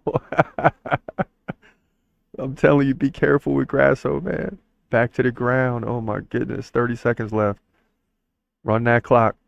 And Grasso looking real worried now. Really worried. And Shevchenko's just going to lay in side control. And listen, dominant performance by Valentina Shevchenko. Absolutely dominant. A lot of people aren't going to like this, but she's just showing she's got the body lock in now. Has taken the back. There's the tap. Shevchenko's pounding away. And we got two fighters who are forever going to be linked together. And Shevchenko raises her hands and she is pumped. And listen, I don't know how people could not have wanted to see this fight. I know it's not the most exciting fight. But you're looking at a woman in Valentina Shevchenko that was the dominant champion in the division forever. Forever. Finally gets an opponent that can snatch the belt from her. Then battles back into an absolute great 5-round fight in fight 2 and doesn't get the belt. She gets the draw. Has to come back in the third fight, dominates again with 8 takedowns, 16 minutes of control, and gets the belt back, bro. I freaking love it, man. I freaking love it.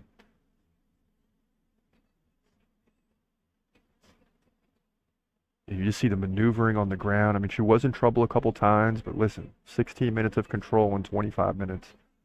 8 of 12 on takedowns, 39-7 in head strikes, 44-18 in significant strikes, 197-124 in total strikes. She just absolutely took Alexa Grasso out of this fight.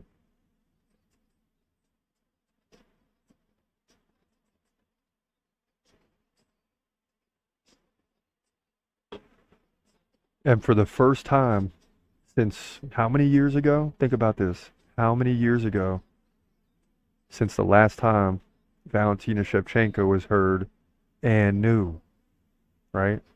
Think about it. How many years has it been since the last time she's heard?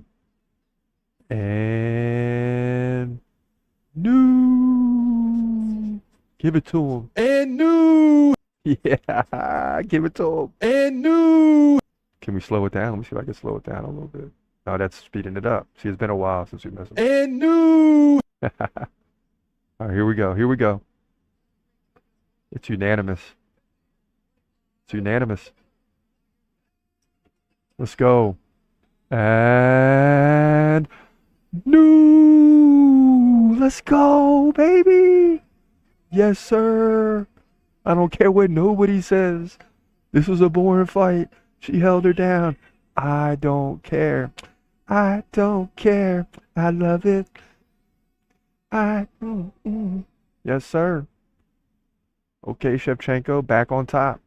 Back on top. So she gets the win. She's going to move, what is it, 24-4. New women's flyweight champion. She deserves it. Very excited that she's back on top after winning this co-main event, women's flyweight division. She's probably going to cry here at UFC 306. So that's the way it goes down. Listen, we're here for the long haul tonight. It's 1 a.m. on the East Coast. And we got another fight to go. That's the way it goes. The UFC dragging this thing out tonight for obvious reasons, competing with boxing. And that's just what it is. But listen, up next, Sean O'Malley versus Merab Dvalishvili. It does not get any better than this. It does not get any better than this. So stay tuned. We'll be right back after this break. You're watching the TCMMA podcast. Jan peeks at the clock again because he knows it's getting low in time and he's losing. Merab lands another takedown, lets Jan go. This is your last shot if you're Jan. 50 seconds left in the fight. We saw a lot of wild 5-round finishes last year. This is what's going to take for Petr Yan to come back. And another takedown attempt for Dvalishvili. 49 takedown attempts. Jeez. And Merab smiles at him, shoots in for another takedown. Goodness gracious. Now Merab takes the back here. Final 10 seconds. It just leaves nothing for Petr Yan. And now Merab lets go and swings. I mean, this guy's awesome. But when he's fired up, sticking his tongue out, hands are up, and he knows he won this one. What a performance for Merab Dvalishvili. He did everything but get the finish. He did everything but get the finish. Yes. Let's go. And I don't even think bad judges could mess this up. I don't think it's possible that bad judges could mess this up. Here we go. Both guys together. Unanimous decision. Merab Dvalishvili. And that'll solidify it. 8-5 on the night. We came on strong after 4-4.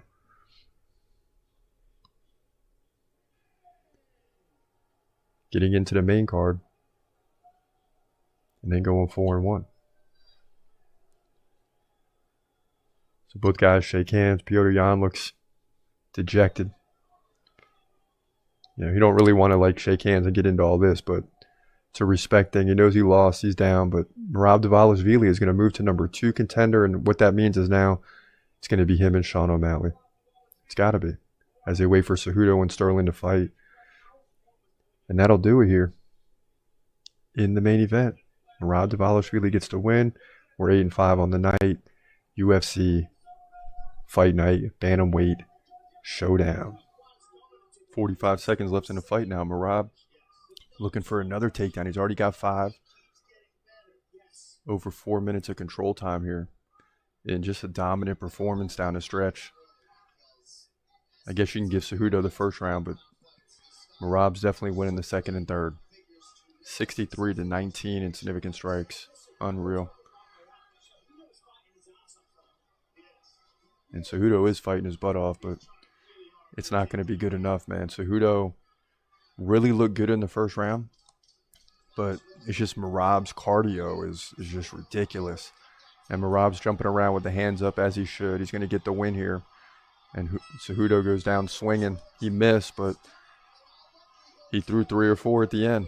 But Merab fans are going crazy. He jumps over the octagon, and he's giving a high five to Mark Zuckerberg. Yes, Mark Zuckerberg, Facebook. So Dvalishvili is definitely going to get the win here. Probably 29-28 unanimous. Again, 63-19 in significant strikes. 176-35 in total strikes. 41-6 head strikes. And you can see Cejudo is dejected. And he said if he loses his fight, he's going to retire. So we'll see. But he's going to fall to 16-4 in his career. Dvalishvili 17-4 with this big win. Bantamweight division. UFC 298. Things are going to get interesting here. Things are going to get real interesting. See if O'Malley can push off. He does. Takes a left and a right, though. Boy, O'Malley's quick, man. He is quick. Gets out of it. Oh! Big right drop, Sterling. Oh, my God. And Aljo's covering up. Look at O'Malley. He could win a title right here. Aljo's in trouble. This is it. Oh, my God. O'Malley's going to win the belt. O'Malley's going to win the belt. O'Malley wins the belt. Dang. Wow. Wow. Sean O'Malley just shocked Aljamain Sterling. And the people in Boston are going crazy, bro. Look at this dude took his shirt off. The whole night, you got decisions, it seems like. And right when it's most important. And I think O'Malley's drinking something. He landed the big left and Aljo began covering up. And I think Aljo's going to be unhappy that the fight was stopped, but man. And just like that, O'Malley led 17 to 15 in significant strikes, but none of that really matters. Slow paced. Wow. Wow. And he's on the outside of the octagon. Everyone's going crazy. Sean O'Malley is going to be the new bantamweight champion. And they go and shake hands now. And that just shuts everything down for Aljamain Sterling. Because now he's got to go up to featherweight and then take his time and beat some people. Look at Aljamain Sterling, gets out on himself, takes the right. Boom! He stepped out hard with that left and took a big right. Look at that. Aljo reached too far with the left. Oh my gosh, O'Malley just caught him, man. O'Malley just caught him. Here it comes. Yeah, the big left. Boom! Oh my gosh. Boom! Boom! Boom! Yeah, and the ref calls it. I don't know.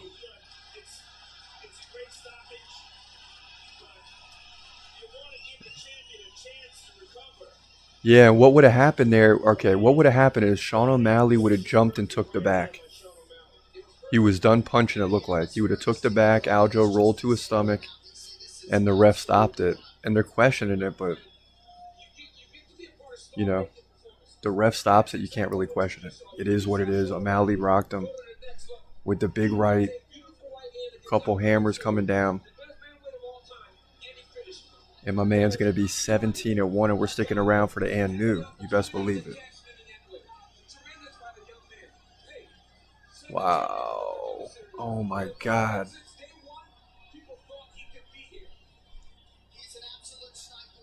And I'm not mad about it. He just beat Aljo. He just beat the best bantamweight fighter that probably the division has ever seen. And think about it for this guy. With all the social media and stuff, he's just going to go crazy now. Forever will be a champion. Here it is. And new. Ooh, I cannot believe it. I cannot believe it. Sean O'Malley shocks the world here and is a new bantamweight division champion at UFC 292. I mean, and this is a big one. It's been coming. Sean O'Malley's basically cleared out the division, minus Merab Dvalishvili, and then, of course, you got Umar Nurmagomedov on the outside looking in, too. So guys are still coming up. But Merab is warning Sean O'Malley about pulling out of this fight. He's saying on UFC Embedded, if you've been watching, O'Malley, he tried to be bully. He tried to talk, but he don't know that. That doesn't work on me. I'm going to beat him more because of that. He's been bullying, disrespectful to me. I won't be sad when I beat him. He's good, but he's lucky. I wish fight was tomorrow. And I'll be honest, it's really weird to hear a guy of this caliber at this height of fighting to say another guy is bullying him. I mean, this is the whole aspect of the sport, is you're trying to get in there, not like in the real world sense of bullying, but in the octagon, in a UFC fight sense of bullying. That's what the whole thing is. I mean, the whole goal is to bully your opponent, and some of that comes down to the trash talk before the fight, because you're trying to get in your opponent's head. Now, Merab is saying you can't get in my head, but by responding, you're already in his head. So while he's saying he's not in my head, don't even respond. Just go out there and fight. But that's why guys like McGregor and O'Malley and Covington and a host of others put a lot of effort and faith into the word games before the fight. It's all by design. So O'Malley doesn't care what Merab is saying. It doesn't matter to him at all. He's ready to go in there and fight. And he's glad that Merab is responding, because that means, hey, my words are working. They're getting in your head. I want you to come out and try to strike a little bit, because everyone knows this fight, it's real simple. It comes down to, can Merab land takedowns at the pace that he does in every other fight? can O'Malley's strike game stop the takedowns, and he'll get the win that way. So that's what it comes down to. And it's going to be interesting to see how it all transpires. So let's get into that preview and prediction right now. In the bantamweight division, for the bantamweight division title at UFC 306, you got Sugar Sean O'Malley coming in at 18-1. Impressive. Taking on Merab Dvalishvili, who finally gets a shot.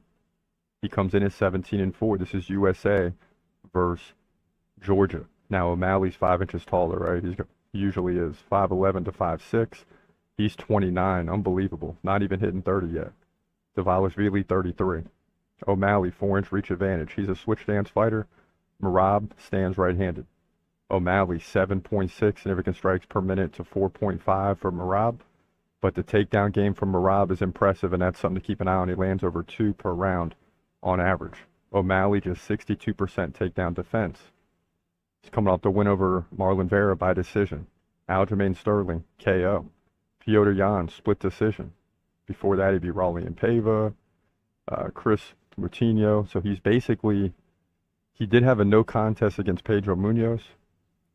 So he's unbeaten since August 15th, 2020, when he lost to Marlon Vera. He's just been impressive. Now, Dvalishvili is coming off the win over Henry Cejudo by decision. Piotr Jan, decision.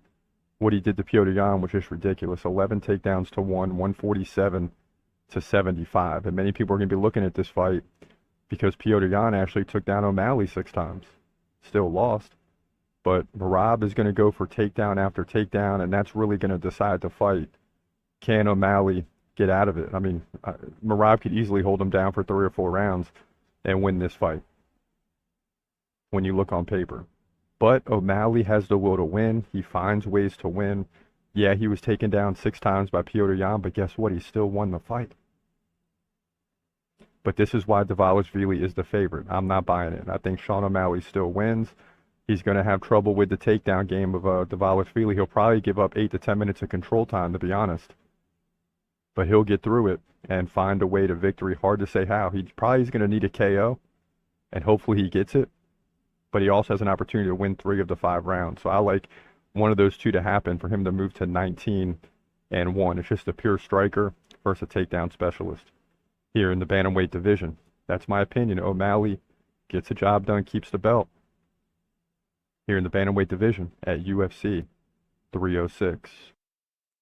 Yeah, so, I mean, listen, we're not going against O'Malley. That's our guy. He's on the do list. Top, 6? Is he number 6? Pull that up. Yeah, he's number 5. Yeah, once you hit top 5, it's a different level. Look at those top 5.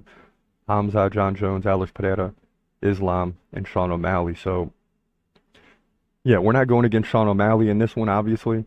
But when you do look at Merab, he's still there in the top 20 because I got to give him respect. And knowing that he could win this fight, and it'll launch him way up real quick. Even though he's not one of my favorite guys, if he beats O'Malley, I mean, that's crazy, because now you're the champion. You basically take over all of what O'Malley has done in one fight. So O'Malley can't take this fight lightly. He never does. That's not a problem. Not even worried about that at all. More just worried about Merab's ability to pressure you, get in your face. Now, Sean O'Malley is excellent, like John Jones, at using the strike game to defend the takedowns to keep your opponent off you, and second guessing when to come in and keeping him off balance. He's an expert at that. But is this the guy that could step to O'Malley and break through that?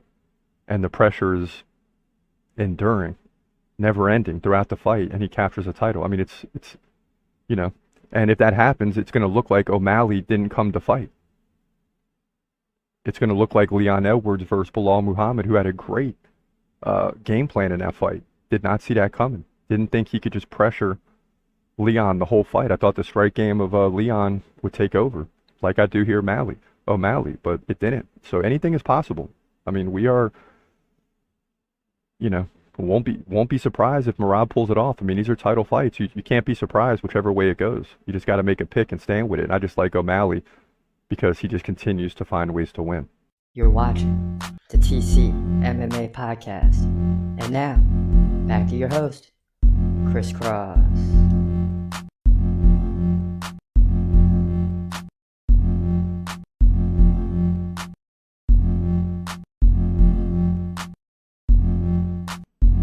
Welcome back. Welcome back.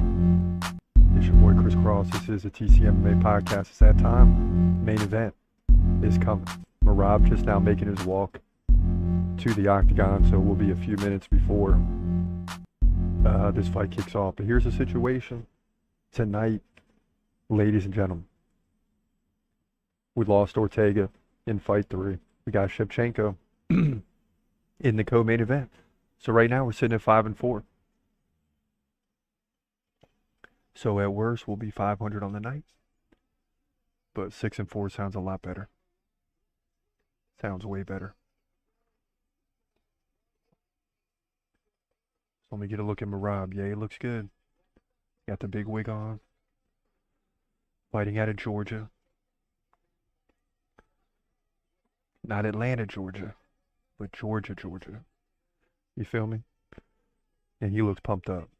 And the sphere background is amazing. It's absolutely amazing. And you see it, like, you got the fans, like, around the whole octagon. But 2/3 of it is fans, you know, up in the seats, up high, right? Upper deck as well. And then behind the octagon, you just got this huge screen of just different graphics, and it's just amazing how they pulled this thing off. And as I said, I know they're competing with boxing tonight. Who knows what Ryan Garcia is going to pull in, but for the next 40 weeks, the UFC is going to win. That's for sure. If they don't win tonight. That's boxing giving you its best punch. That's it. So Merab looking good, and this rivalry goes back now, right? I mean, he took down Aljamain Sterling, Dvalishvili's teammate. You see Sterling there. He obviously wants Merab to win. Merab ended up taking O'Malley's red jacket at one point, right? That pissed O'Malley off. But at the end of the day, he walked out with a win that night, and he's going to try to walk out with a win again tonight. And Merab pumps his fist to the crowd. It's like he can't wait for this fight. And, you know, I know O'Malley's good, but I will not be surprised if we see a very similar fight that we've already seen. And we've had 5 straight decisions. That's why we're sitting here at 1:30 in the morning waiting on the main event. And I've been so excited for this card that I haven't even worried about it. Because the fights have all been pretty good. And, you know, a lot of people say the Shevchenko fight was boring. But that's what I wanted to see happen. And, we'll have to eat it tonight.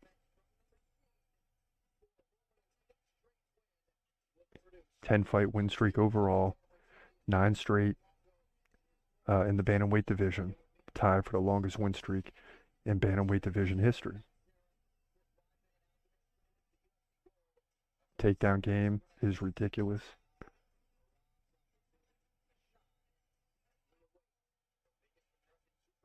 And hopefully O'Malley can do something about it. We'll see. Wouldn't it be great if he just came in and finished him? It should be. Let's not sit here for 5 rounds. Let's get it done in 1.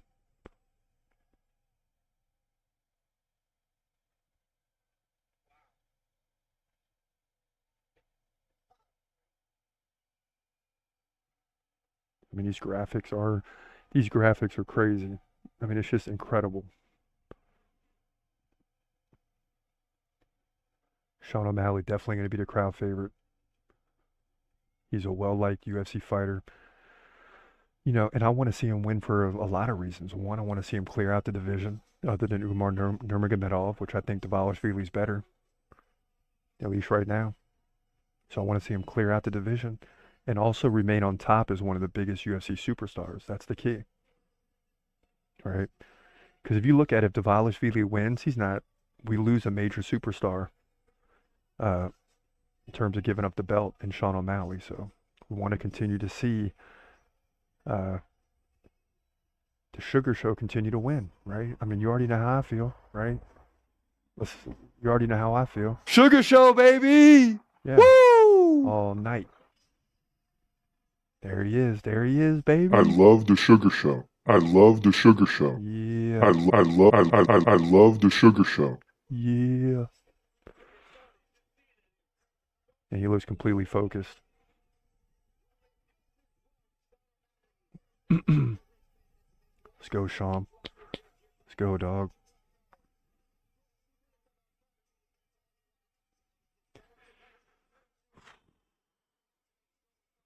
This is how I used to feel 3 years ago when Adesanya made the walk. And now almost like not quite as much, but when Hamza makes the walk. And you know, we brought up the do list during the break. You saw it. Sean O'Malley's top 5. I mean, this is critical. This is absolutely critical. And when the top 5 guys are making the walk, you don't get to the top 5 if I don't like you. Right? That's what the do list is all about. If you're in the top 5, Islam, John Jones, Hamza, I mean, Alex Pereira now, for sure. And of course, Sean O'Malley. I mean, these are the guys that absolutely cannot lose in terms of, for myself, being a fan favorite. Hasn't lost in 4 years, 7-fight unbeaten streak. And this is very similar to Islam versus Charles Oliveira.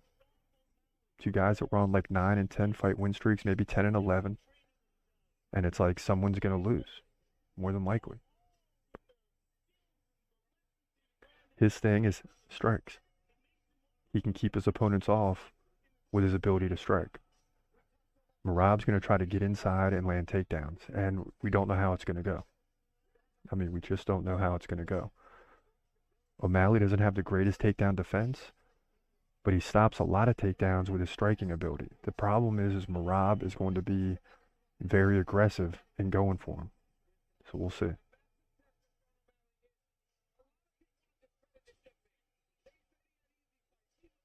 Yep. O'Malley goes right over to Merab, dancing in his face, and he's ready to go.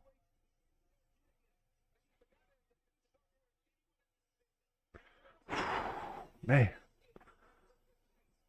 Come on, O'Malley, please, man.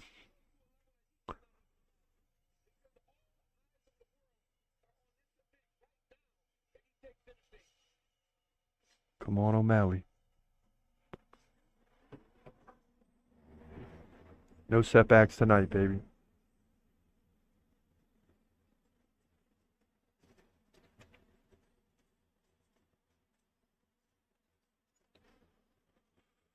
He's only 29 years old, dude. He's right in the prime. Merab's 33, so is he. But gosh, man, as far as just a UFC fan, I would, if you're neutral, I think you got to go, you know, if you're neutral and it's like you just wanted to see a great fight, I think you got to, you got to go with O'Malley. He's not even 30 yet. And he's on the verge of clearing out the division. On the other hand, Merab could walk in here, steal the belt, and all that's said and done.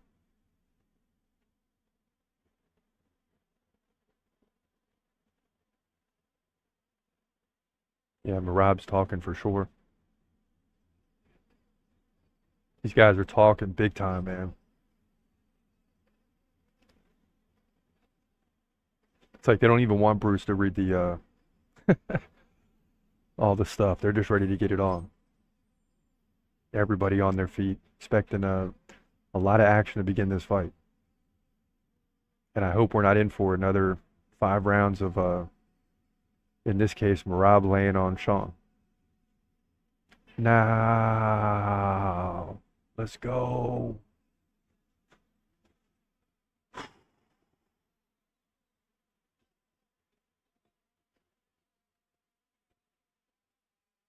Going down, Merab. You're about to go down.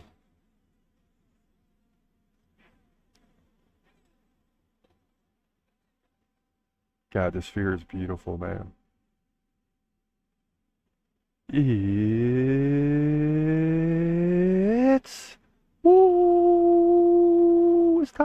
it's time, baby.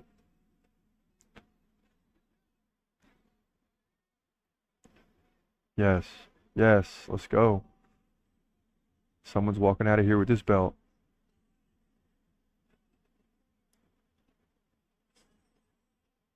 And that's the thing, is once you walk in the octagon, that belt is given up. And it can go either way. And that's why we watch.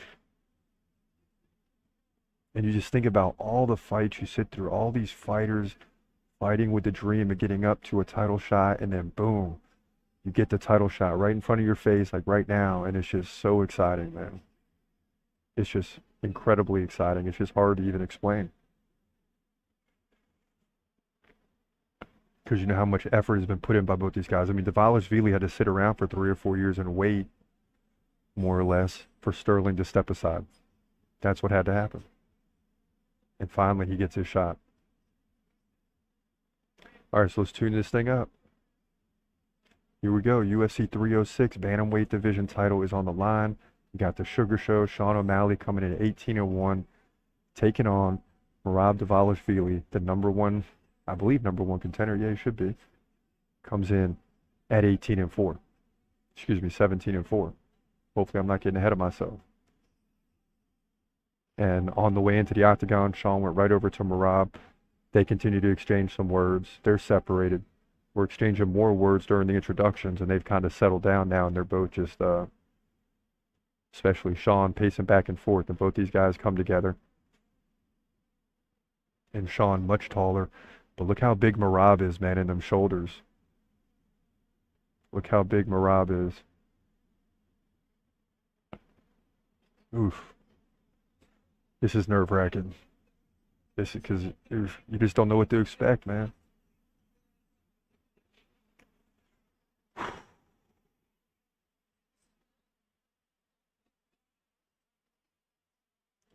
This is nerve-wracking. Moments away, ladies and gentlemen, from the bantamweight title being on the line. Both guys looking at each other. Here we go.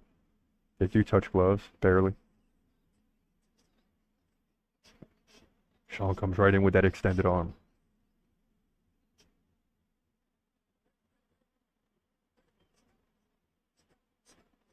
And Merab's yelling and screaming. What's he talking about?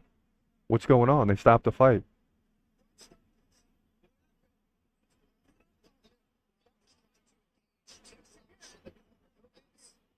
Herb Dean had to stop the fight.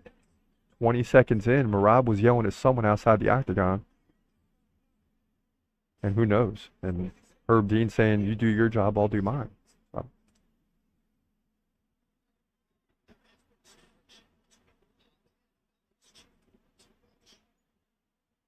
And was Merab talking to... See, why would Herb Dean stop it? That's what I don't get. I mean, he's yelling... The fight's 10 seconds underway, and Merab's yelling and screaming at Sean O'Malley's corner, it appeared. And Herb Dean just stopped the fight. And a spinning back kick nearly missed by O'Malley, and then Merab salutes him.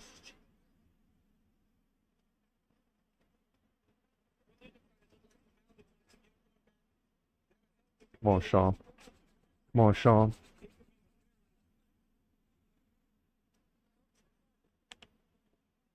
Oh, yeah. He's looking for it. But he's got to be careful of that takedown. So Sean moving around well right now. Merab's going to come in for the takedown at any moment.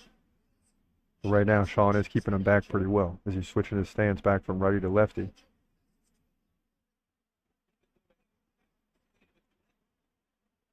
Not much action yet. Definitely feeling each other out. And this is the thing, is O'Malley doesn't have great takedown defense, but his strike game is his defense. Nice leg kick by Merab.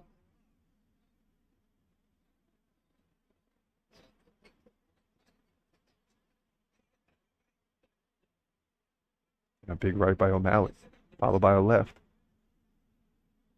This is the thing. You would expect Sean to take over on the feet if he can keep it there for long periods of time. Right? As you're already seeing that jab take shape. It's going to force Merab into a takedown. Whether he can get it or not, I don't know. But O'Malley's got the reach. He's a solid striker. And O'Malley's giving ground at the right time. And he lands another left.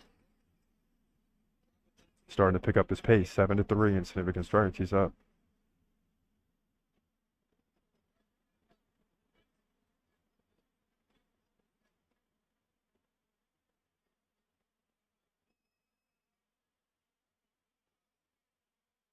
When I'll tell you, oh, there comes a takedown attempt. Yep. Here we go. Yeah, and Merab's going to be strong in these positions, man. This is what I'm worried about. This is what I'm worried about. Sean was doing a good job. Now Sean's getting up, standing up. Okay.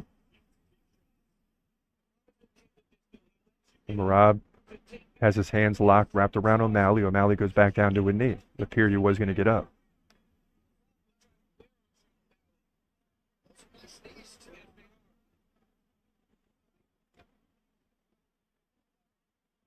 Merab landing about 5 or 6 knees. There's another one. Trying to frustrate O'Malley and kind of, break him down. 130 left in a round. That's a long time. And Sean gets out. And the crowd loves it. And that's a good sign. What wasn't a good sign is that when Merab went in for the takedown, he got it easy.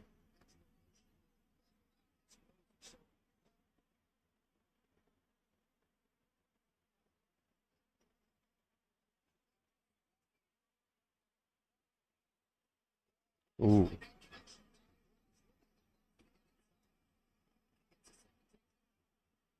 Merab comes in, gets a takedown, and looking for the guillotine. Uh-oh. Uh-oh. Oh, and he's going to pull Sean down. He's got it. Oh, no. Come on, Sean.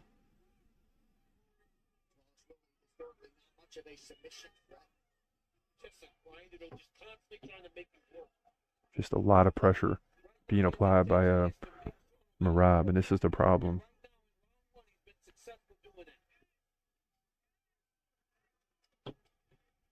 And this is the battle. This is the battle we knew was coming.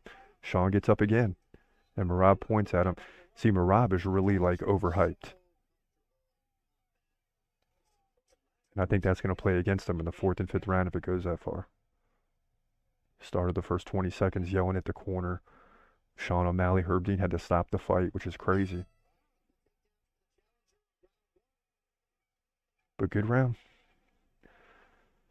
11-10 O'Malley in significant strikes. 120 of control from Merab. Close round. Hard to say.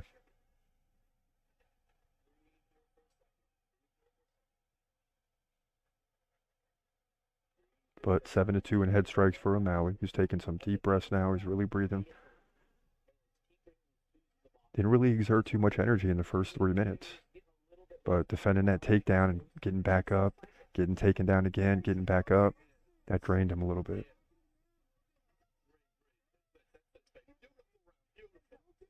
Merab's corner telling him beautiful round, but, I think, hey, you got to calm down and get focused on your opponent.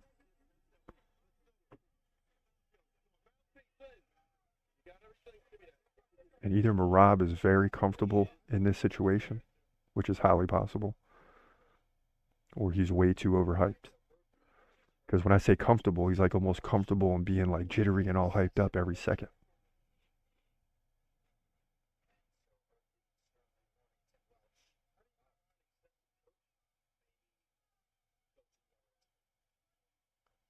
So Herb Dean warning Tim Welch. Excessive coaching. And I think we brought that up in the podcast this week a little bit. Probably should have got into it more. But Merab saying if O'Malley pulls out, then Tim Welch needs to step in. So those two don't like each other, that's for sure.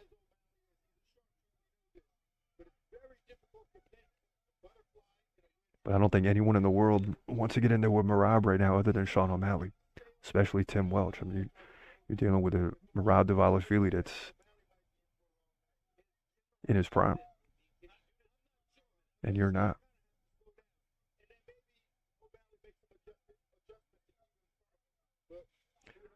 People weighing in on X are saying Dvalishvili won first round, so we'll see. Very close.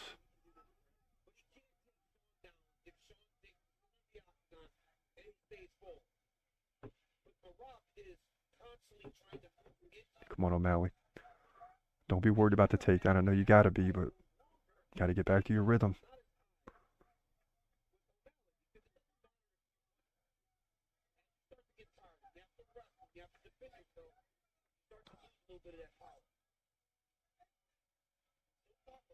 And is there any aspect of tiring out Merab? I mean, O'Malley's doing a lot of moving, Merab's got to continually chase, and he's whiffing a lot. Then O'Malley re-engages with a jab, and then gets out of there. So he's clearly worried about the takedown. Lands a big right. Misses on a big right, gives up the takedown. See, that's the problem. This is not good for O'Malley. Even if he gets up here, it's just not good. Because this is going to continue.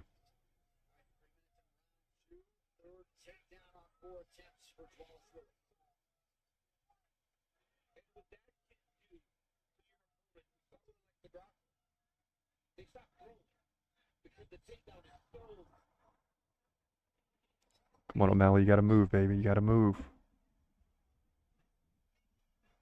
Got to get out of there. Get the feet on the hips. Push off. Now Merab's back to his feet. O'Malley lands a leg kick. Merab re-engages. Yeah, definitely his game plan.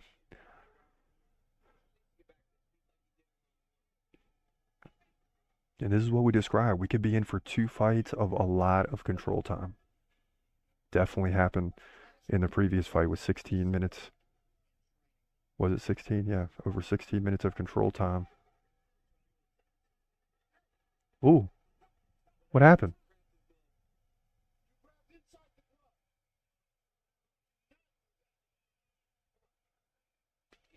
It looked like O'Malley grabbed the glove. Boy, he was going for a triangle too and kind of had it. Yeah, and O'Malley did grab the glove, yeah.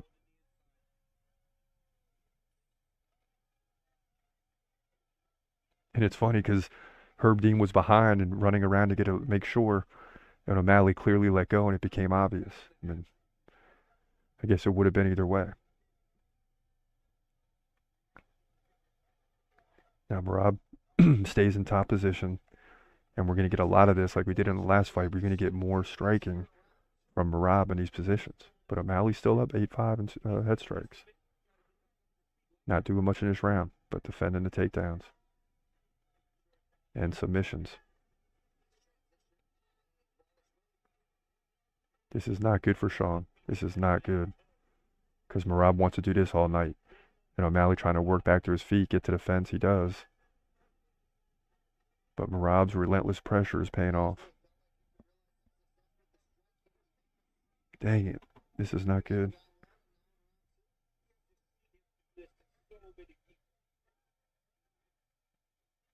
This is why when you look at Merab's resume, I had to go way back to get a finish. Way back. For the clip in the break before the fight. Had to go way back. Because he just grinds people down like this. For usually 3 rounds. Now he's trying to do it for 5 rounds against Sean. And just completely takes fighters out of their fight. Out of their game plan. Ooh. And Merab looking for the submission here. He's under. He's under. Come on, O'Malley. Hold on. There's a tap. Just hold on, baby. Hold on. He says he's good, and Merab lets him up. And O'Malley hits him. Yeah, baby. What is going on? Merab. this fight. These guys are crazy, man. With 5 seconds left, Merab lets go and turns his back and walks to his corner, and Sean comes and hits him from behind twice. With still 2 seconds on the clock. Just something's up with Merab. They might need to check this guy out. They might need to check this guy out. This guy's got way too much energy, bro. It's like he can't stay focused. There it is. Merab lets him go, taps him on the shoulder. Sean gets up, boom. Punches him from behind twice. And then Merab said, my bad. He's telling Herb Dean, my bad. Herb Dean don't care. Till there's no time on the clock.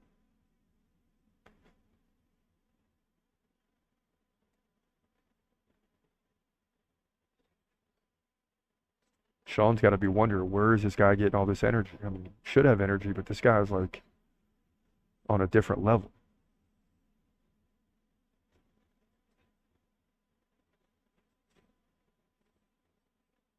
And I'm sure it's all natural, but hey, I'm just saying.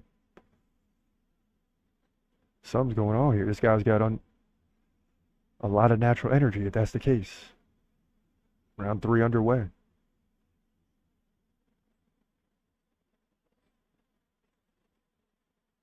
And Sean could very well be down 2-0 right now. More than likely is down 2-0. And now it starts to change the entire complexity of the fight, because now you're like, you need to finish. But when you go for one, if you miss, you give up the takedown. Excuse me. So what are you supposed to do?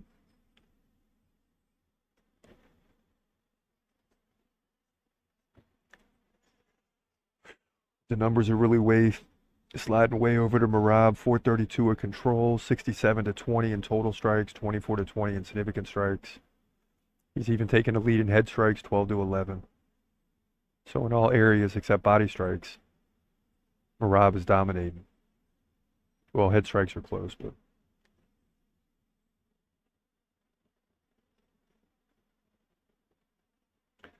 and O'Malley's kind of been broken. That's what I'm worried about. Here comes another takedown attempt.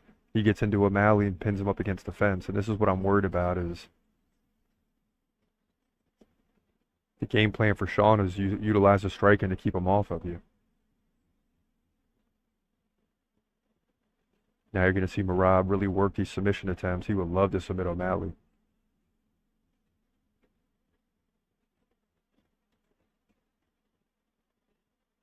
And O'Malley just crouched up against the fence, really can't do much here. Merab's a guy with a lot of leverage. When he's got you up against the fence, he's got a lot of leverage on you. And it's very hard to find your way out of that. And a nice knee now by Merab, 2 in a row. Sean O'Malley pushes off. Halfway through this fight now, 2:30 left, just over 2:30 in round 3.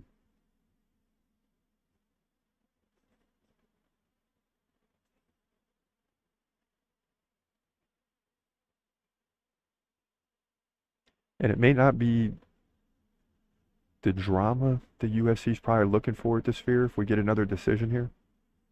I mean, it'd be terrible. 6 straight decisions. The entire main card goes to a decision. Not the drama the UFC was looking for, but at the same time, it drags out the event. It plays right into the hands of what they would naturally want, right? Because we saw after the first 2 fights, despite going to a decision, they just drag, the UFC spent, ooh, a nice knee by O'Malley. Now a nice left and a right by Merab. But dragging this thing out helps you compete with boxing even better. Just gives more people time to tune in. It doesn't allow, a bunch of people to flip over to boxing potentially. I mean, I'm not sure what's going on with that fight, but it doesn't allow people to tune over to boxing. If this, this would normally be over like 12:30, 12:45, or an hour after that. So it gives the UFC a better opportunity to outpace boxing in terms of the pay-per-views.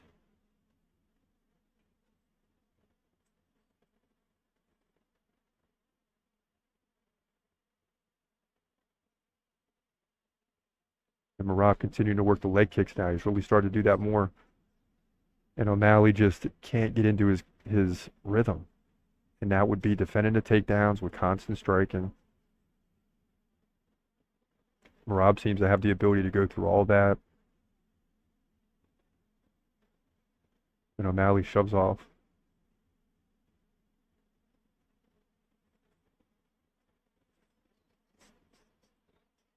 And it's not even that Merab's like a good striker, but knowing that he can come in for a takedown at any time is taking O'Malley out of his game.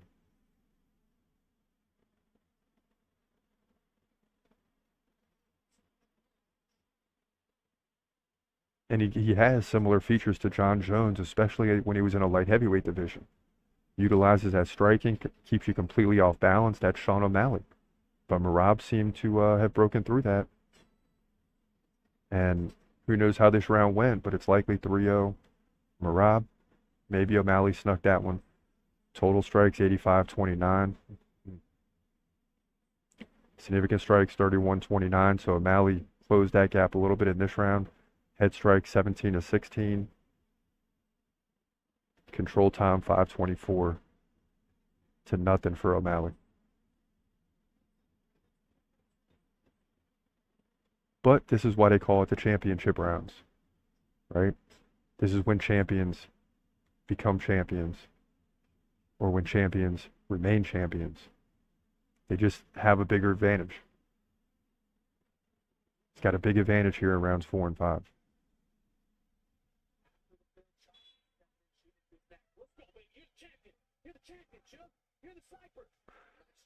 And you don't see too much doubt in the mind, in the facial expression of Sean O'Malley, and that's because it was great coaching in the corner. Totally keeping his head in it, telling him he's the champ, you're the champ. And it was a message of positivity, and it was good. Because that's what O'Malley needs right now, is just he needs to be positive in his head, get back to what he does, and try to find a way to be aggressive in the striking department without giving up takedowns. Very easier said than done. Just you can't get it going.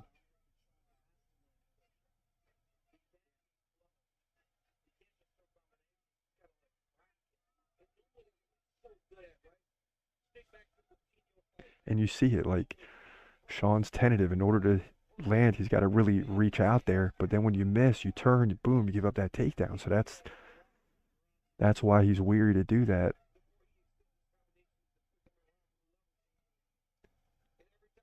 And there you see Sean O'Malley now really reaching with the left hand. And he's just susceptible to the takedown when he does that. And here comes a Merab. Sean lands a big right. Come on, Sean. Come on, Sean. Oh, man. Another takedown. How many is that? 4 takedowns, 10 attempts. Yeah, so he's nearly 6 minutes of control time.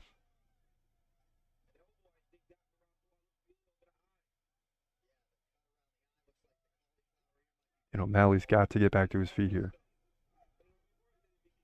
Got to get back to his feet. And it looks like he took an elbow on the way in, which I'm sure Merab's fine with right now. We're in the 4th round.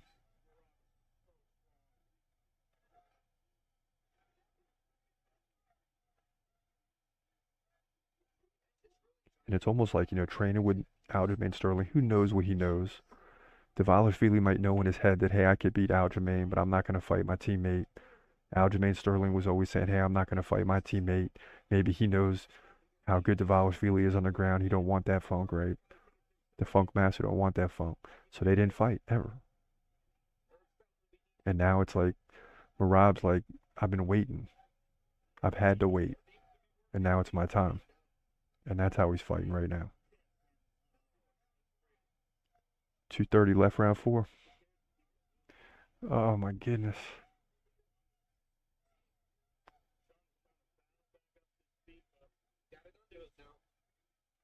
Come on, Sean. You got to get up, baby. You got to get up.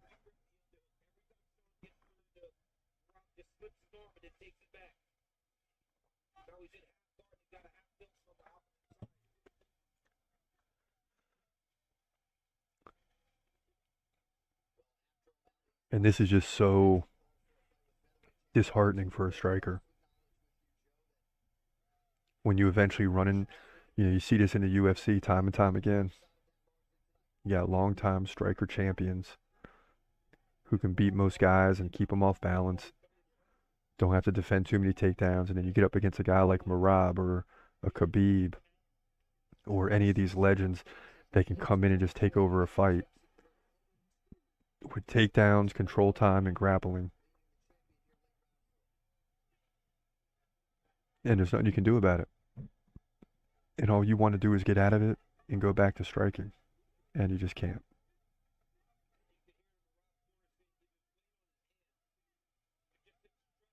Oof. Nice left by Merab, who now has the back of Sean. Sean's got all 4s on the ground trying to get up. Now he turns his back to the fence.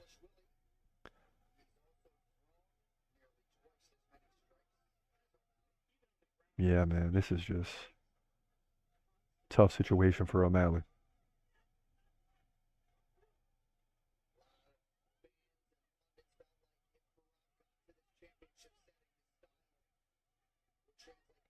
Looking a lot like McGregor Khabib too, except McGregor had like a good round. Sean hasn't. It's been the same thing. Merab shoves O'Malley down with 20 seconds left, and this is just hard to watch. 61-6 total strikes in this round. 49-6 in round 2. Oh, and Sean's in a little bit of trouble here against the fence. He needs this belt bad. And Sean taking some punches here at the end of round 4. And this is all Merab, who just walks through his corner and gives him a thumbs up. And now Sean's got to know, like, this is it, man. I need a finish.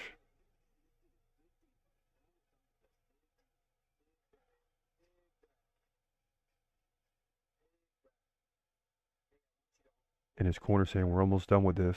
You know, it's just hasn't been a good night at all for Sean O'Malley. And you can now see Tim Welch even struggling, not with what to say, he's just concerned, right? He's just concerned because it doesn't look like there's an angle, at least tonight, for Sean O'Malley to win this fight.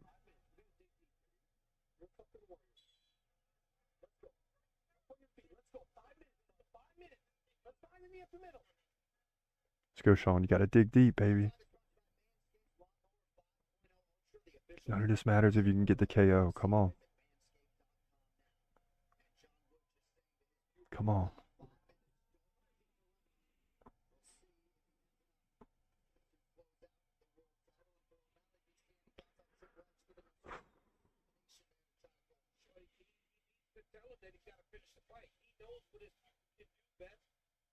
What it would take for Sean to knock him out. He's telling him, take your time with your feet. Set up a big shot, throw it, try to put him down. Come on, Sean. Let's go.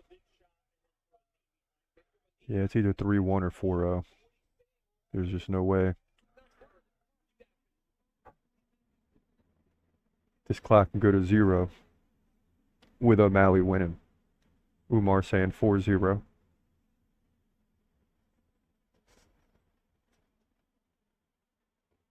And the problem here is if Merab gets the belt, I don't see someone beating him unless they're a dominant striker with great takedown defense or matching takedown ability. Like any striker that can't defend takedowns has no chance to match up with Merab. That's clear. Now, despite that, there's 4 minutes left. Sean is still very capable of getting a finish. But he doesn't look like the same fighter we've seen previously because he's just off balance. And he, and here comes Merab with another takedown. And Sean can't believe it. And the tough thing here is Sean's going to try to do anything he can to get up, which he's doing, but it causes him to give up his back.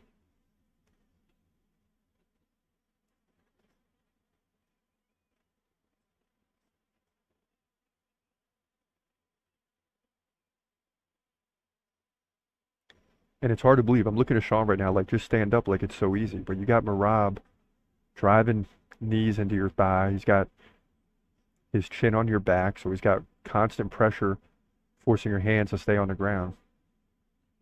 And O'Malley's doing what he can, but it almost looks like to me he's like at that point where you're submitting. Although he does get back to his feet. Merab pounding away. O'Malley with a spinning back elbow. 238, he's back on his feet. Here we go.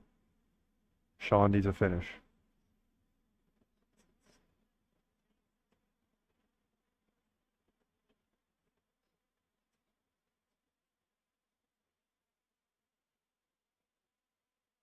And you can now see at the highest level how a guy like Merab gets in your head. This guy is full of energy, relentless pressure, and takes you completely out of your game.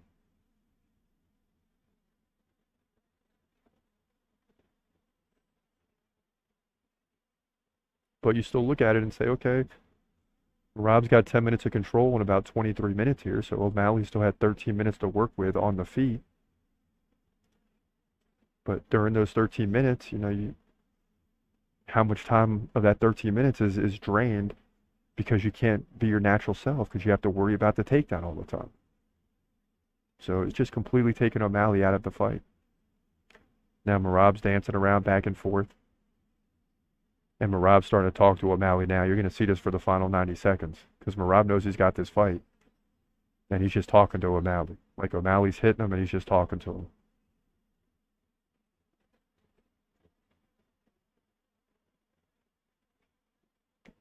And if Merab gets this title, he should act like a professional. We'll see if there's any post-fight antics, but the bottom line is he should just act like a professional. And like that's what I expected to do and not get crazy after the fight with Tim Welch or whoever. You never know what's going to happen. But once the fight is over, usually tensions calm down. We'll see. So Merab looking at the clock, talking to O'Malley, who knows what he's saying. Something along the lines of, your title's now mine, something like that. Dvalishvili has no reason to fight. He's just moving around the outside. And Sean's just chasing but can't get a read on him. And it's been that way all night.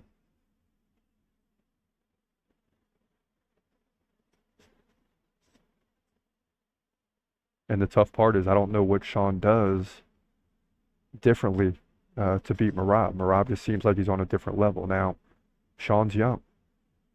So if they fight again and Merab's 35, 36, starts slowing down maybe. But tonight, the fight comes to an end. And it was all Merab Dvalishvili. I mean, it's just absolutely all Merab Dvalishvili. What are you going to say? It's 174 to 46 in total strikes, 58 to 45 in significant strikes, 33 to 25 head strikes, leg strikes 22 to 1, control time 10 to 0. This is the most dominant contender victory that I can remember in the last several years. I mean, this is just, I shouldn't say that, but I mean, this is about as dominant as you get.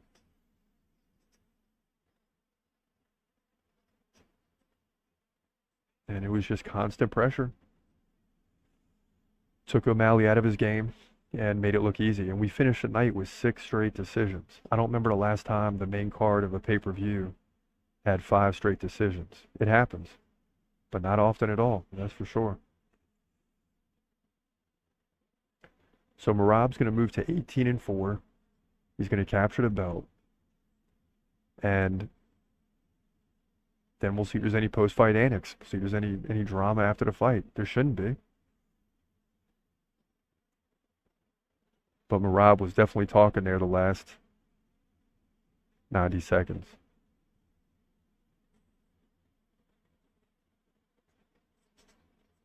And he puts on the big wig and he's ready. Joe Rogan already ready to talk to him. Joe Rogan knows what's happening.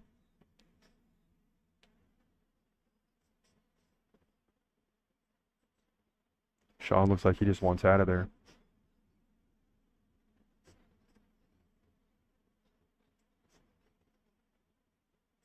And here we go. It's going to be an easy decision. It's not even a question.